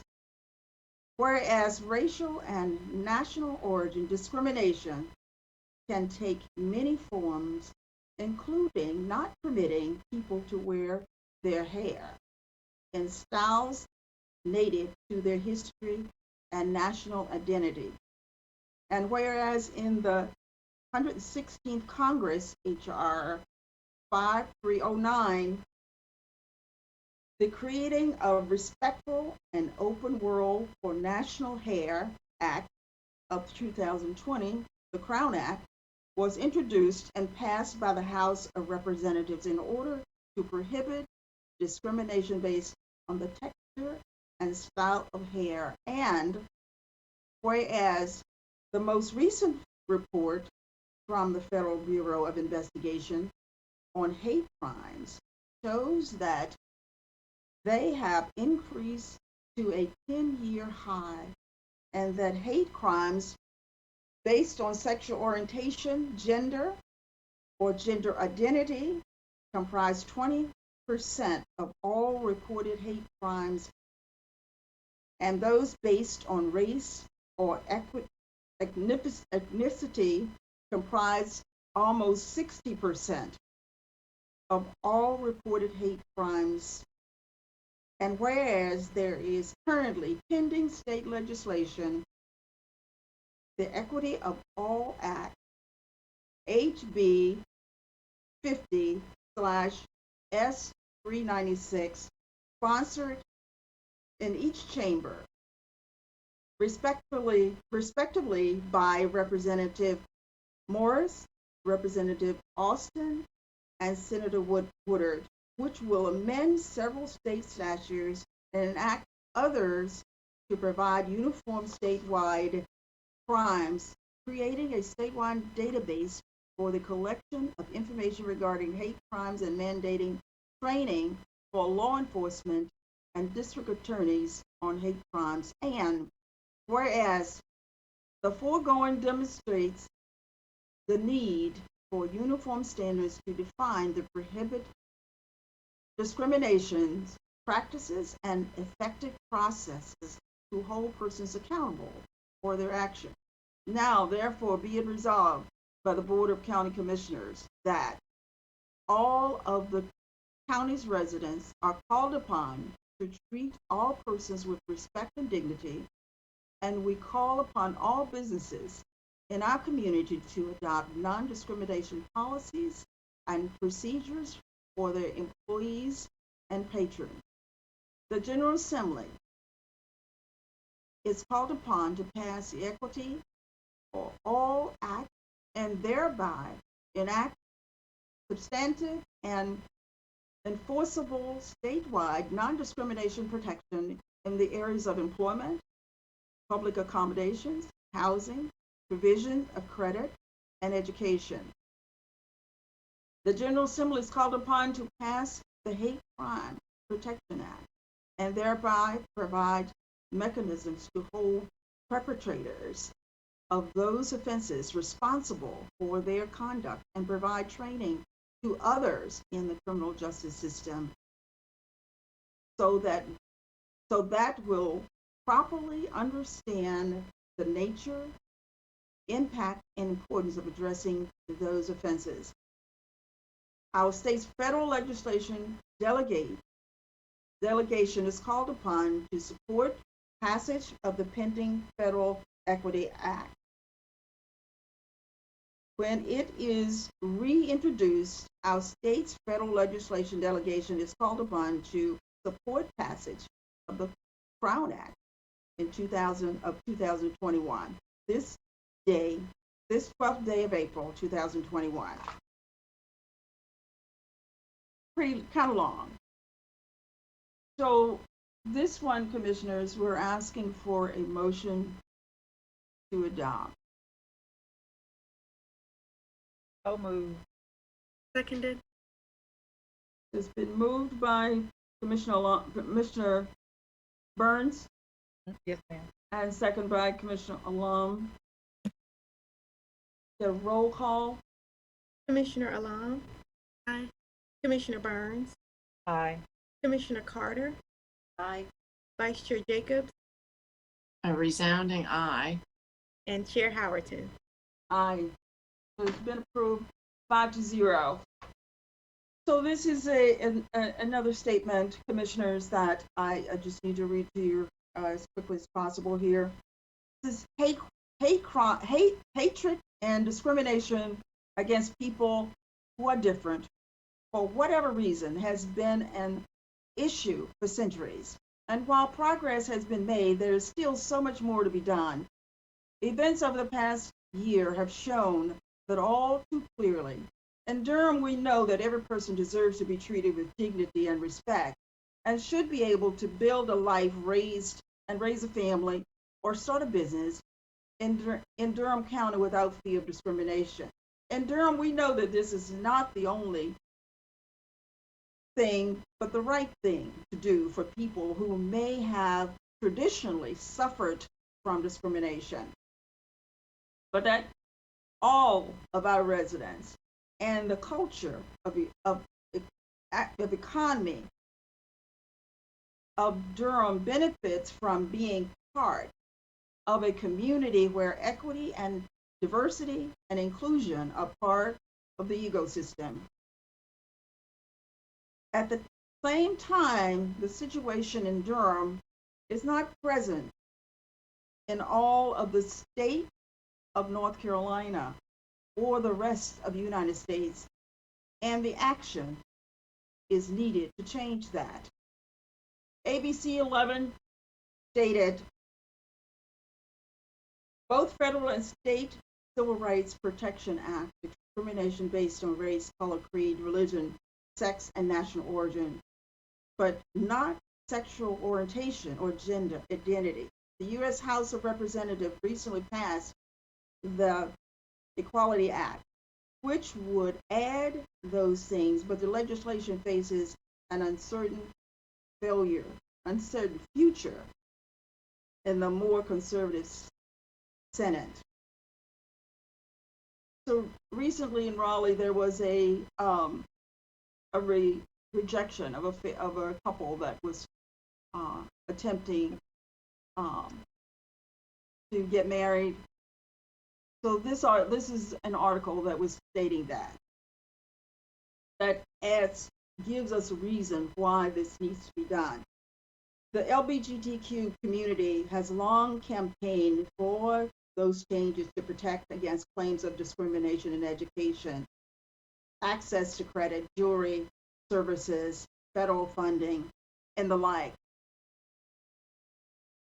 So county staff, our attorney Massey, have been working nonstop on a non-discrimination ordinance, and in their research identified legislative proposals at the state and federal level to amend the non-discrimination laws and extend the protection of multiple state statutes in the areas of employment, public accommodations, housing, education, and health care, both to include new groups and further extend the activities where protection is provided. Enacting those statutes will provide uniform standards across our state and country, and hopefully the resources to change the culture of our state and country. And that is what is truly needed, more than individual islands of protection provided by individual cities and counties, or statewide and nationwide laws properly resourced and implemented to create a common culture of respect for people individually, their identity, their culture, quite simply who they are, either by choice or by birth. And so we, the Board of County Commissioners, have adopted this resolution recognizing the initiatives undertaken by some elected representatives to achieve that goal and calling on the community to support these initiatives. Understanding that the attorneys are working on the process and it takes time. Thank you, Commissioners. Are there any comments? Commissioner Burns, Commissioner Carter. Quick one. I just want to throw out there for folks to just center their thoughts around a Barbara Jordan quote. She stated, "If the society today allows wrongs to go unchallenged, the impression is created that those wrongs have the approval of the majority." what I want individuals to take from our resolution tonight. There was a mention of Senator Woodard. We mentioned Representative Morrow, Representative Alston, and that's through our delegation. I know that Senator Murdoch is also working towards some Crown Act work. Commissioner Alam mentioned on last week that Representative Nassif Majid, as well as I brought up Senator Jay Chowdhury, are also working on this legislation. So I want you all to also know that, like I stated earlier about another resolution, this one was not a hard sell for the 5 people sitting in front of you. I am pretty sure that there are days that we scared our legal counsel because we wanted to put as much in here as we possibly could to cover as many people as we possibly could, because that is how you do things in Durham. So I want you all to just think about the last thing that Commissioner Howard said, that our resolution, it seems like our neighbors around us in Raleigh and at the city level and in the counties around us might have beat us to the punch with their resolution. But I will guarantee you they will not beat the teeth that we will put in our ordinance. So just know this resolution is just the first step, and just know that for these 5 women, you ain't seen nothing yet. So thank you, ladies, for supporting us in this resolution. Thank you to the delegation, and keep pushing us, Durham. Commissioner Alam. I think Commissioner Carter was first. Oh, I'm sorry. Did I call? I'm sorry, Commissioner Carter. Okay, she's waiting for me to go. Okay. Commissioner Burns, we switched roles. You stole my notes this time and took the words right out of my mouth. That this ordinance really is, this resolution really is so important for us to identify and look at how much it covers, because it's so important for us as commissioners to protect all Durham residents and to make sure that we're speaking up and making sure that everyone in Durham County feels safe and welcome. Because if you don't even feel safe in your own community, if you feel that you're being discriminated against, you won't be able to make Durham your home. And that's what we want, people to be able to make Durham their home and have a long and happy life here with their families, where they grow their families.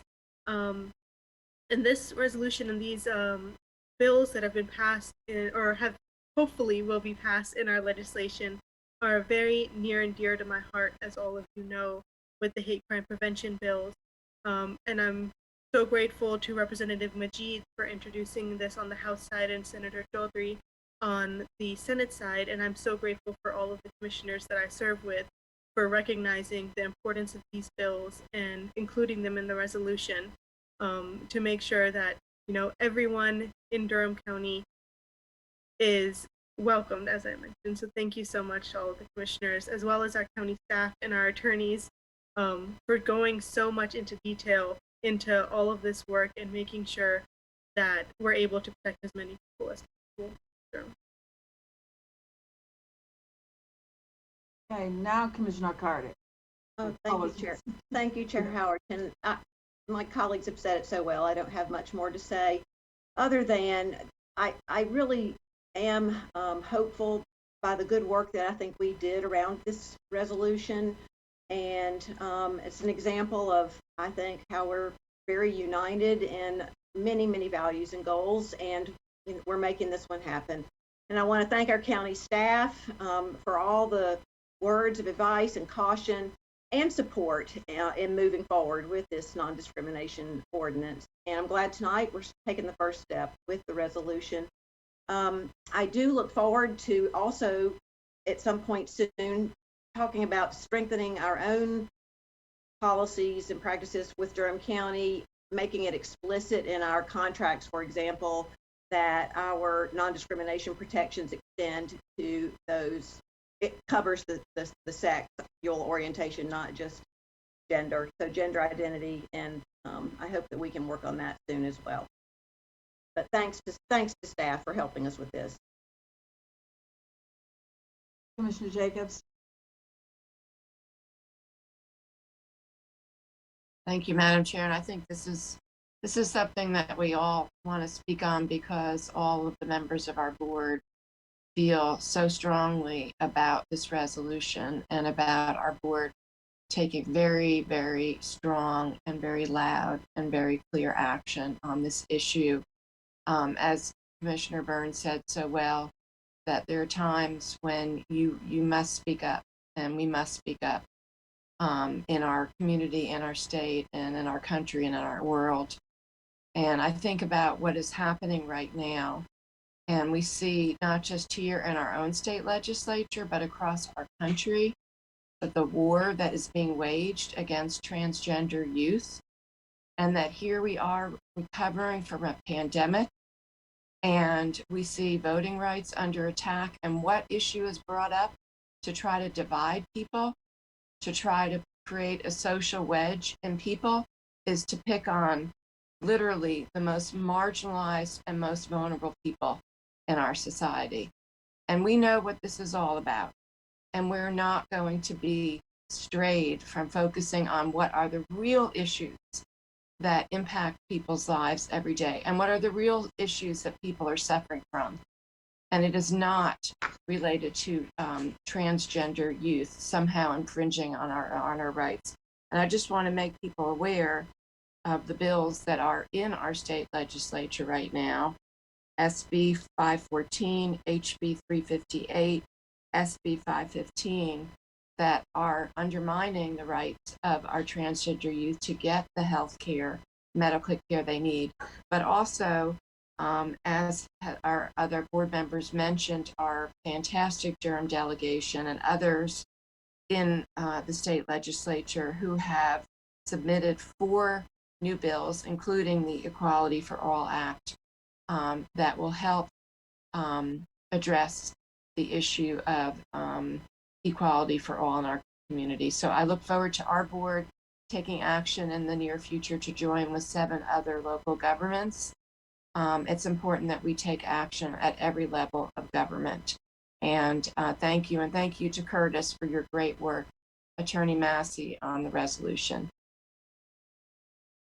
And I'm going to end this conversation, Commissioners, so that we can, with just a comment I just want to make to Curtis. Curtis has been advising us and when the community wondered why it was taking so long, it's taking long because Curtis Massey, our attorney, was trying to do the best job possible for Durham County so that it has a chance of surviving, that he get the legalese in there that we don't know how to address because we're not lawyers, but he was intentional about how he stated all the language in this.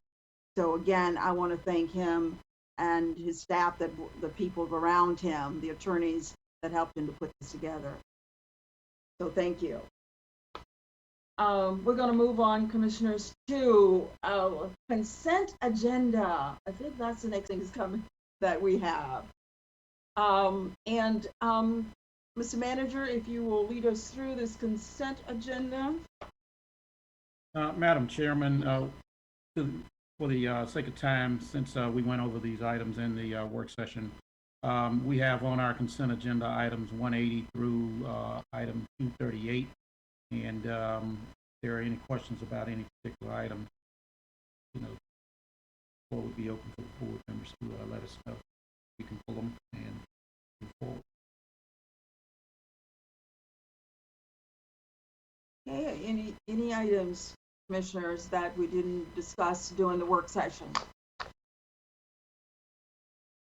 Okay, and you have one you want to pull, Commissioner Jacobs?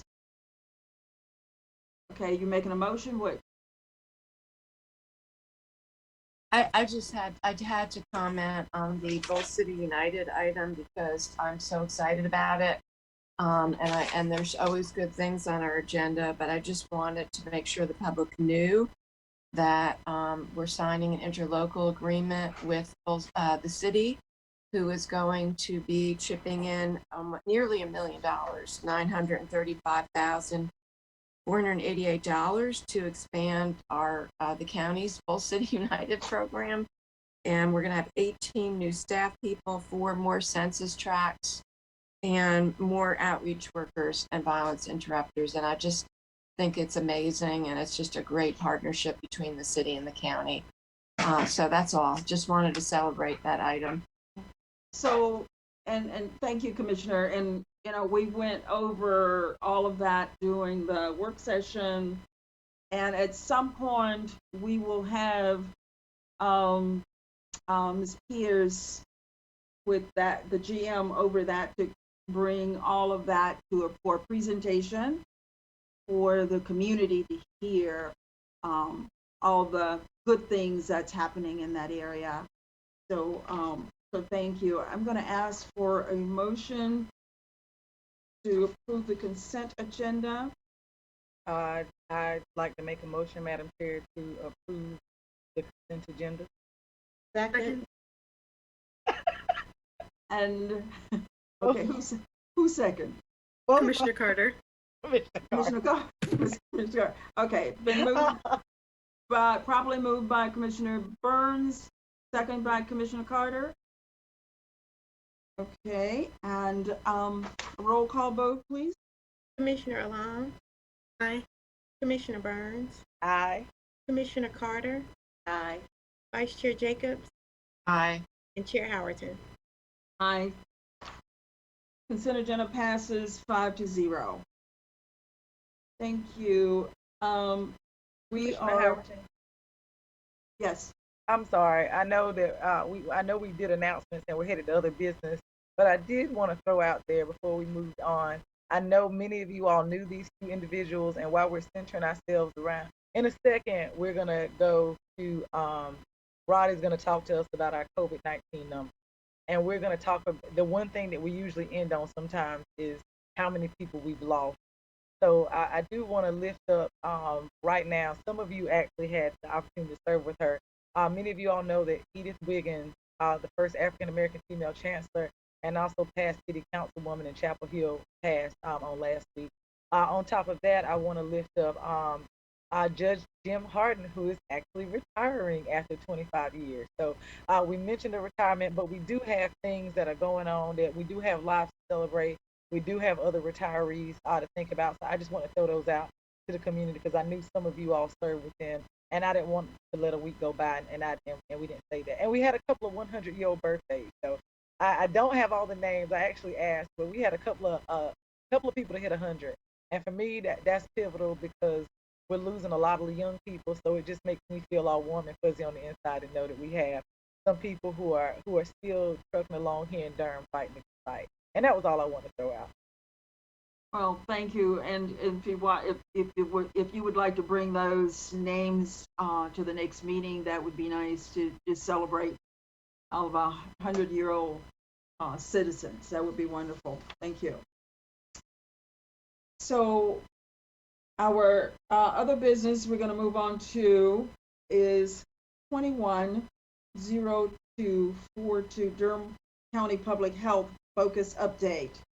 The board is requested to for an update, focus on an update from our county staff, Rod Jenkins, and this discussion will be led by none other than Rod Jenkins. Rod, would you be so pleased to share with us what's happening around the vaccine?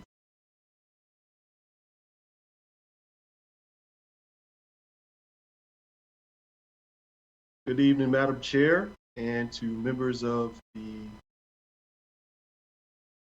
county commissioners. Trying something a little different, please bear with me.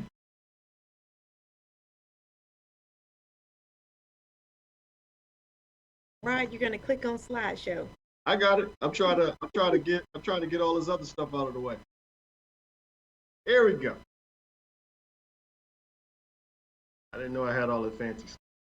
Again, good evening to you, Madam Chair, Vice Chair Jacobs, and the county commissioners. For the most part, My slides are going all over the place, so I do apologize. Just want to give you some quick updates just to let you know where we are. My message is always the same. We want to make sure that we continue to push down, double down on public health measures.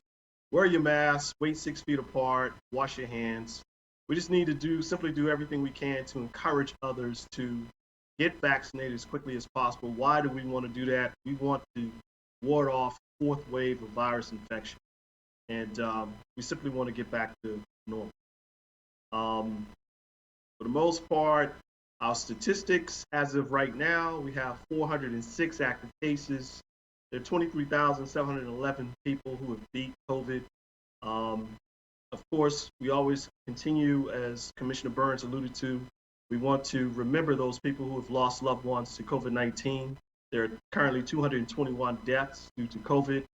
Our thoughts, prayers, and meditations are always with those individuals.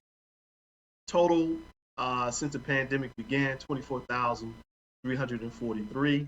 Our 7-day moving average uptick just a little bit, 51. That's an increase from 45 last week and 49 the previous week. And so far, there's 547 COVID-19 cases so far. In the month of April, as far as race and ethnicity trends, the Hispanic, Latinx, and white population remain veritably the same. We're keeping our eyes on the infections in the Black African American community. These stats were early in the month, and we have every confidence in the world that will level out, but rest assured we will keep our eyes on. And again, positive percentage of lab confirmed cases, we're still in good shape, being under 5%. We're at 4.7 for last week. Prior week was 4.6%. We're lucky to have Duke's infection control statistics. It shows North Carolina grew at 1.2% and Durham has grown at 1.5%. So again, we continue to trend in the right direction. Let's talk about vaccination. People fully vaccinated per the CDC. Total in Durham, 89,587 Durhamites have been fully vaccinated. That represents 27.9% of our population, so we're doing a really good job marching in the right direction. Those who are over the age of 18, 89,321. Percentage of the population greater than 18 represents 34.9%. Very pleased to report that our seniors who fought tooth and nail to get this vaccine, 31,157 seniors have been vaccinated, and that's 71.2% Durham's population. So again, that's a great thing. Those were the most vulnerable. A level of transmission, community transmission in Durham remains relatively high per the CDC. Per North Carolina Department of Health and Human Services has us in the yellow stage, so that means that we're still doing good, but there's still a clear and present thing. Again, our vaccine map pretty much shows who's been vaccinated. Again, Durham continues to be trending relatively nice. We're talking about vaccination groups. On April the 7th, ladies and gentlemen, we went to Group 5. That's anyone 16 years of age and older who desires to get the vaccine can get it. Approximately 189,842 vaccinations were performed through today. I'd love to give you all up-to-date statistics. So again, as vaccine supplies have increased, which I've been telling my Board of County Commissioners all along, the more vaccine we get, the more vaccinations we can do. For the month of March, we did about 74,240, which equates to a 58% increase in the vaccines from February to March. And we certainly know that that's only going to increase as the months goes along. Again, Durham County residents recognize that this is a vaccine without borders, and they have been vaccinated at 444 different locations across North Carolina. We still focus on race, and as it stands right now, still have whites who've been vaccinated in higher numbers than blacks and Latinx and Asians. More definitive data for you. The percentage of whites who've been fully vaccinated at present is right at about 58%. That's been I'm sorry, been partially vaccinated. 60.2% have been fully vaccinated. As far as the percentage of blacks, 24.5 have been partially, 25.5 have been fully vaccinated. And the percentage of total percentage of Asians, 6.3% have been partially, 6.2 fully. And again, we know we have a lot more work to do with our Hispanic and Latinx population. 5.9% of residents have been partially, 8% have been fully vaccinated. Vaccine equity is very important to us, and proud to talk about the partners that we've partnered with. Siembra, North Carolina, La Familia, El Centro Hispano, and all the ministerial alliances have reached out to us, and we have been setting aside different times, community events for them to be vaccinated, providing slots for them to get vaccinated. We're currently working with Durham County EMS to create tools that promote equity in vaccine distribution. Heat maps are some of the things that we've done in the past in order to target our COVID-19 testing. We're doing the exact same thing for COVID-19 vaccinations in high-risk areas with low vaccination activity to target placement of mobile vaccination sites. We're working with UNC mobile clinics within the next couple of weeks to do more targeted vaccinations. We've also reached out to the executive director of War for Life to ensure that they have all the vaccines they need. And then we also reach out to Durham Tech because they're going to begin vaccinations on campus as well. We're also using geomapping to increase vaccine equity by having community events on Saturdays.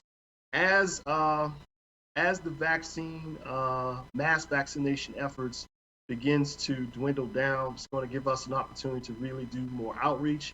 And at present, Saturdays are those days where we're able to really get away from the health department and do a lot of vaccinations.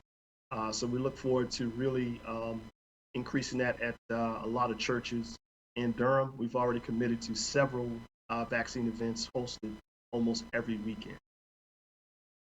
I want to be respectful of time. That concludes the presentation I have for you, Madam Chair. And at this time, happy to answer any questions. Thank you so much, Rod, and thank you for the presentation. And what I'd like the public to know is this presentation will be part of the agenda that they can always pull it and to be able to see the numbers and review the numbers if they'd like. Because I'd gotten a few calls that they said they couldn't write it down fast enough. So this will be helpful. Absolutely. So questions, commissioners? Commissioner Long? I didn't have a question. I just wanted to reiterate one of the announcements I made earlier, being that it's a little bit later and it's still very valid and important, especially after Director Jenkins' update of just a reminder to folks who are fasting this month to make sure that if your time comes and you find an appointment for a vaccine, take the shot. It is not going to break your fast. Just remember to drink a lot of water as soon as you break your fast. And thank you so much to Director Jenkins and GM Pierce for meeting with me and our community religious leaders from the Muslim community to make sure that they have the information they need to get out to the Muslim community to make sure that they're safely getting vaccinated. And also kind of related, well, it is related to public health that I forgot to include in my announcements is that Zakat Foundation is actually also doing food distributions across this month for people who have food insecurity.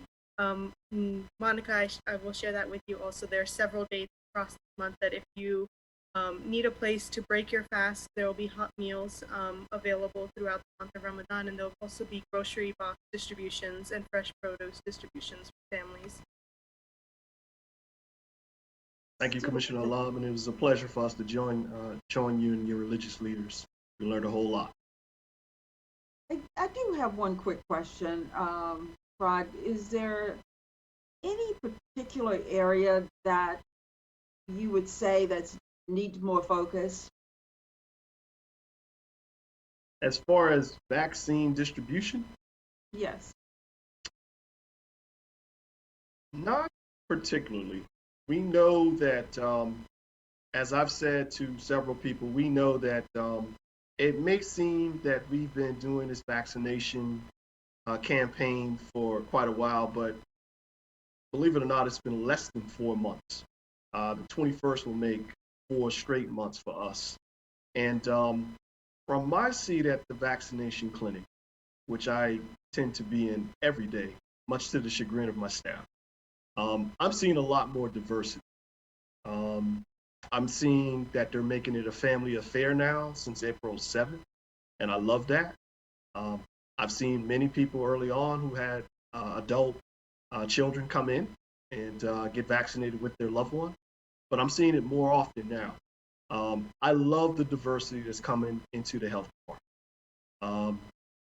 This past Saturday, we offered vaccinations and there was a huge amount of Latinx individuals come in. I love that.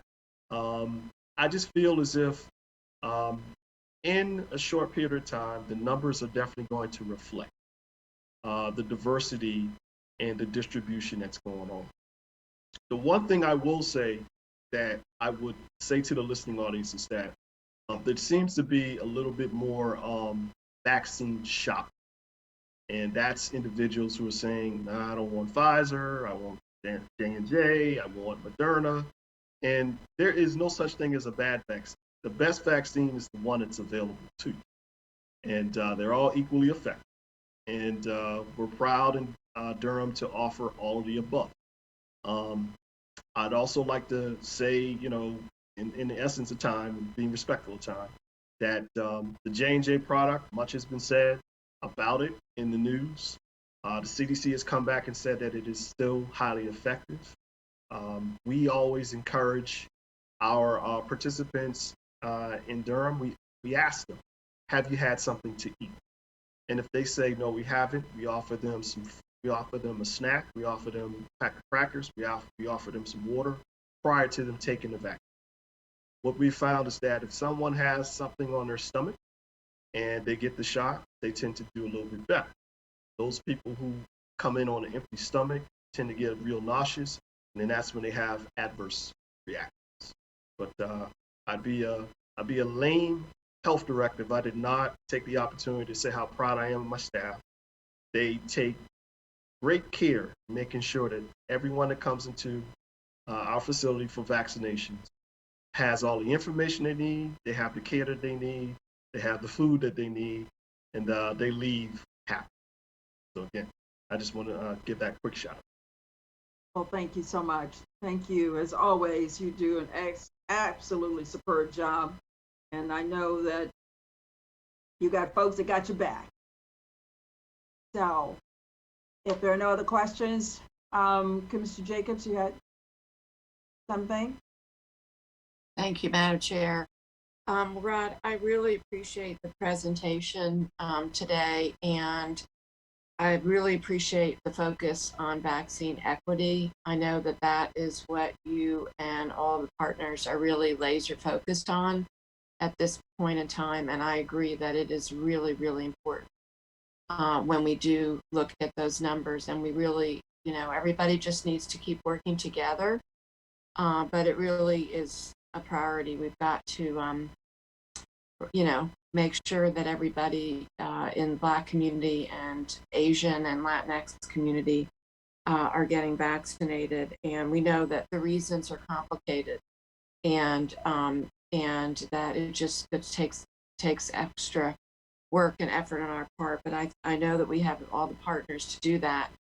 I just want to say that my best friend was taking her 16-year-old daughter to get vaccinated at Public Health on Saturday and texting me pictures of the lines that were huge. And she said it was very exciting. It felt like this historic moment in Durham's history with all of the diversity of people that were there and all the ages. And that it felt very festive. And she said that the staff were amazing. And her daughter was happy to get fruit snacks. And so I just think, you know, I'm glad that she sent me the pictures so that I could kind of vicariously enjoy that. But I'm so excited now that it's not complicated in terms of everybody can get the vaccine. And I just hope that that's going to be really helpful to us now. The idea that, people don't have to figure out what category I am. It's like everybody, 16 and up. I also just want to mention something that was said at the Recovery and Renewal Task Force to get it out into the community that Bill Pearwood, the CEO of Lincoln, said that their main challenge right now is staff. They are hiring people.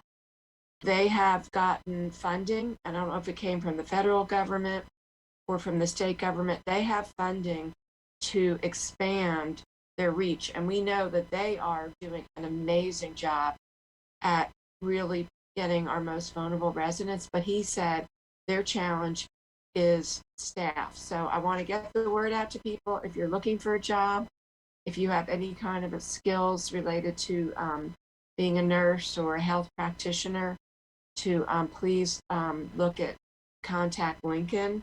But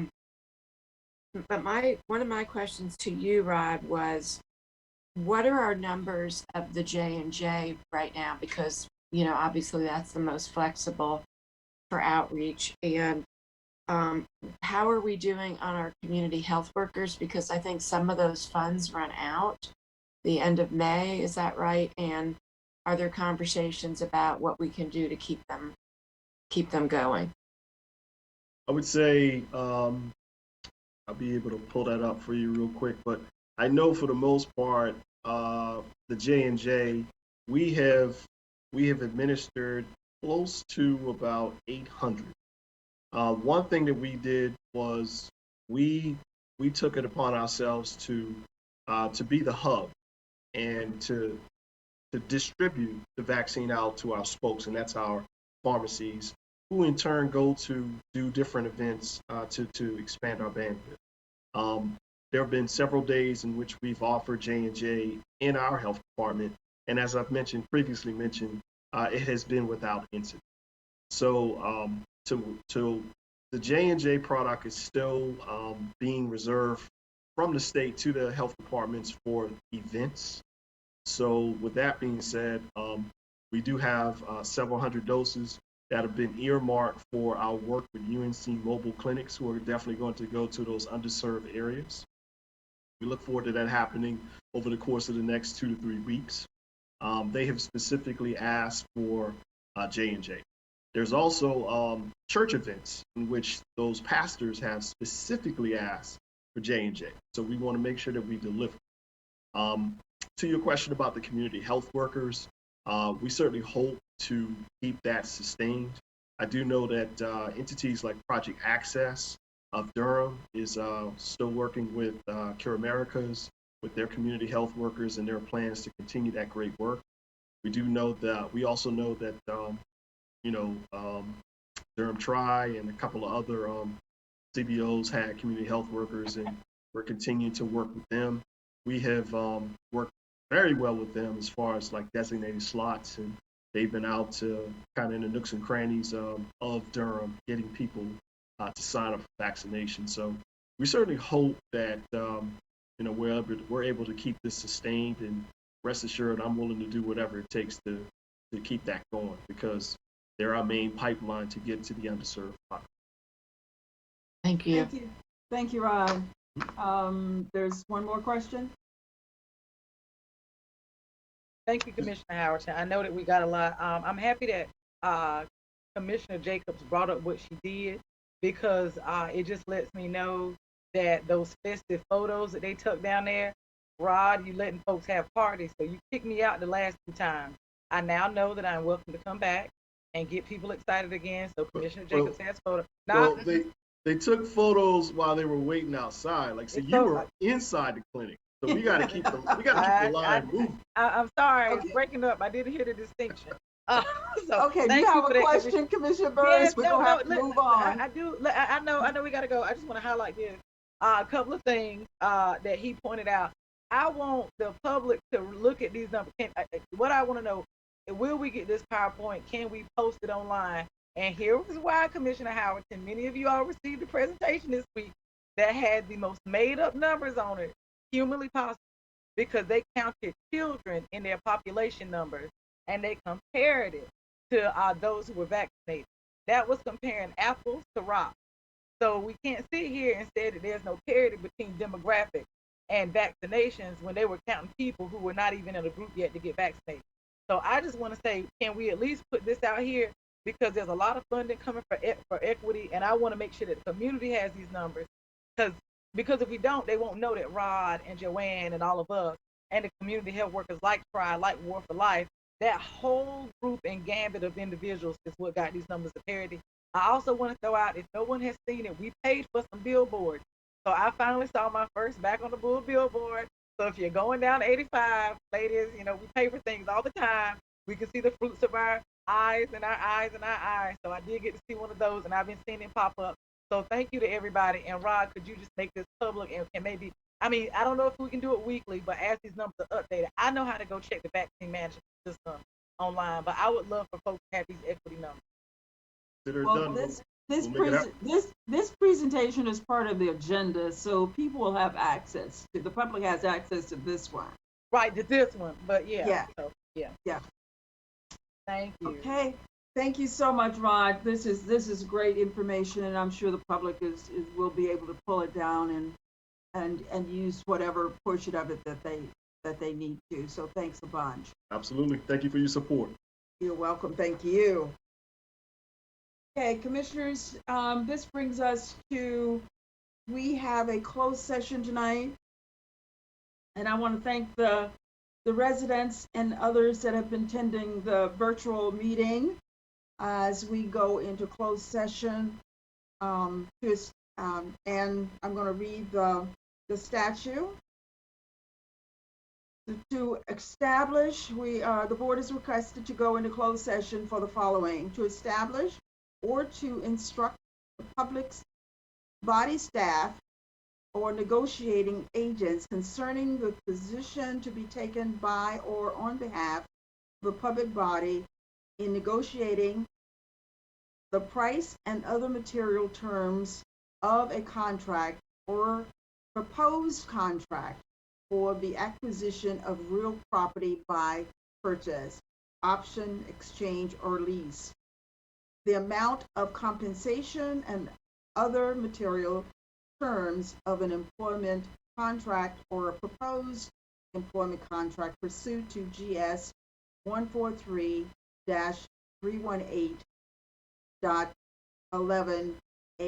I need a motion to go into closed session. So moved, Madam Chair. Second?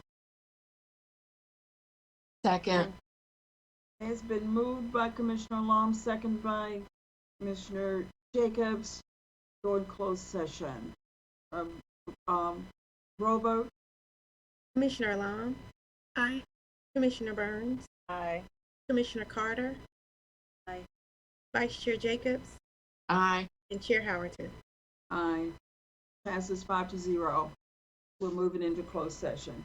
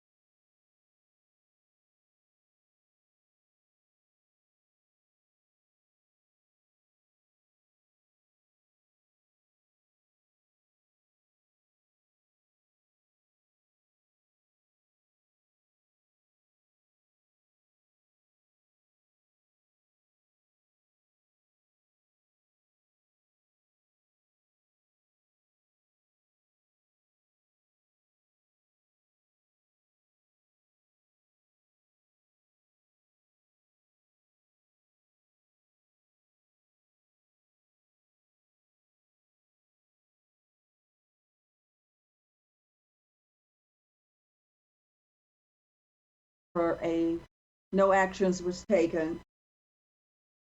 So motion to adjourn for the meeting. So moved, Madam Chair. I need a second. Second. Moved by Commissioner Burns, second by Commissioner Jacobs. Clerk, call the roll. Commissioner Alam, Aye. Commissioner Burns, Aye. Commissioner Carter, Aye. Vice Chair Jacobs, Aye. and Chair Howerton. Aye. 5-0. We've adjourned. Good Thank you. night. Good night.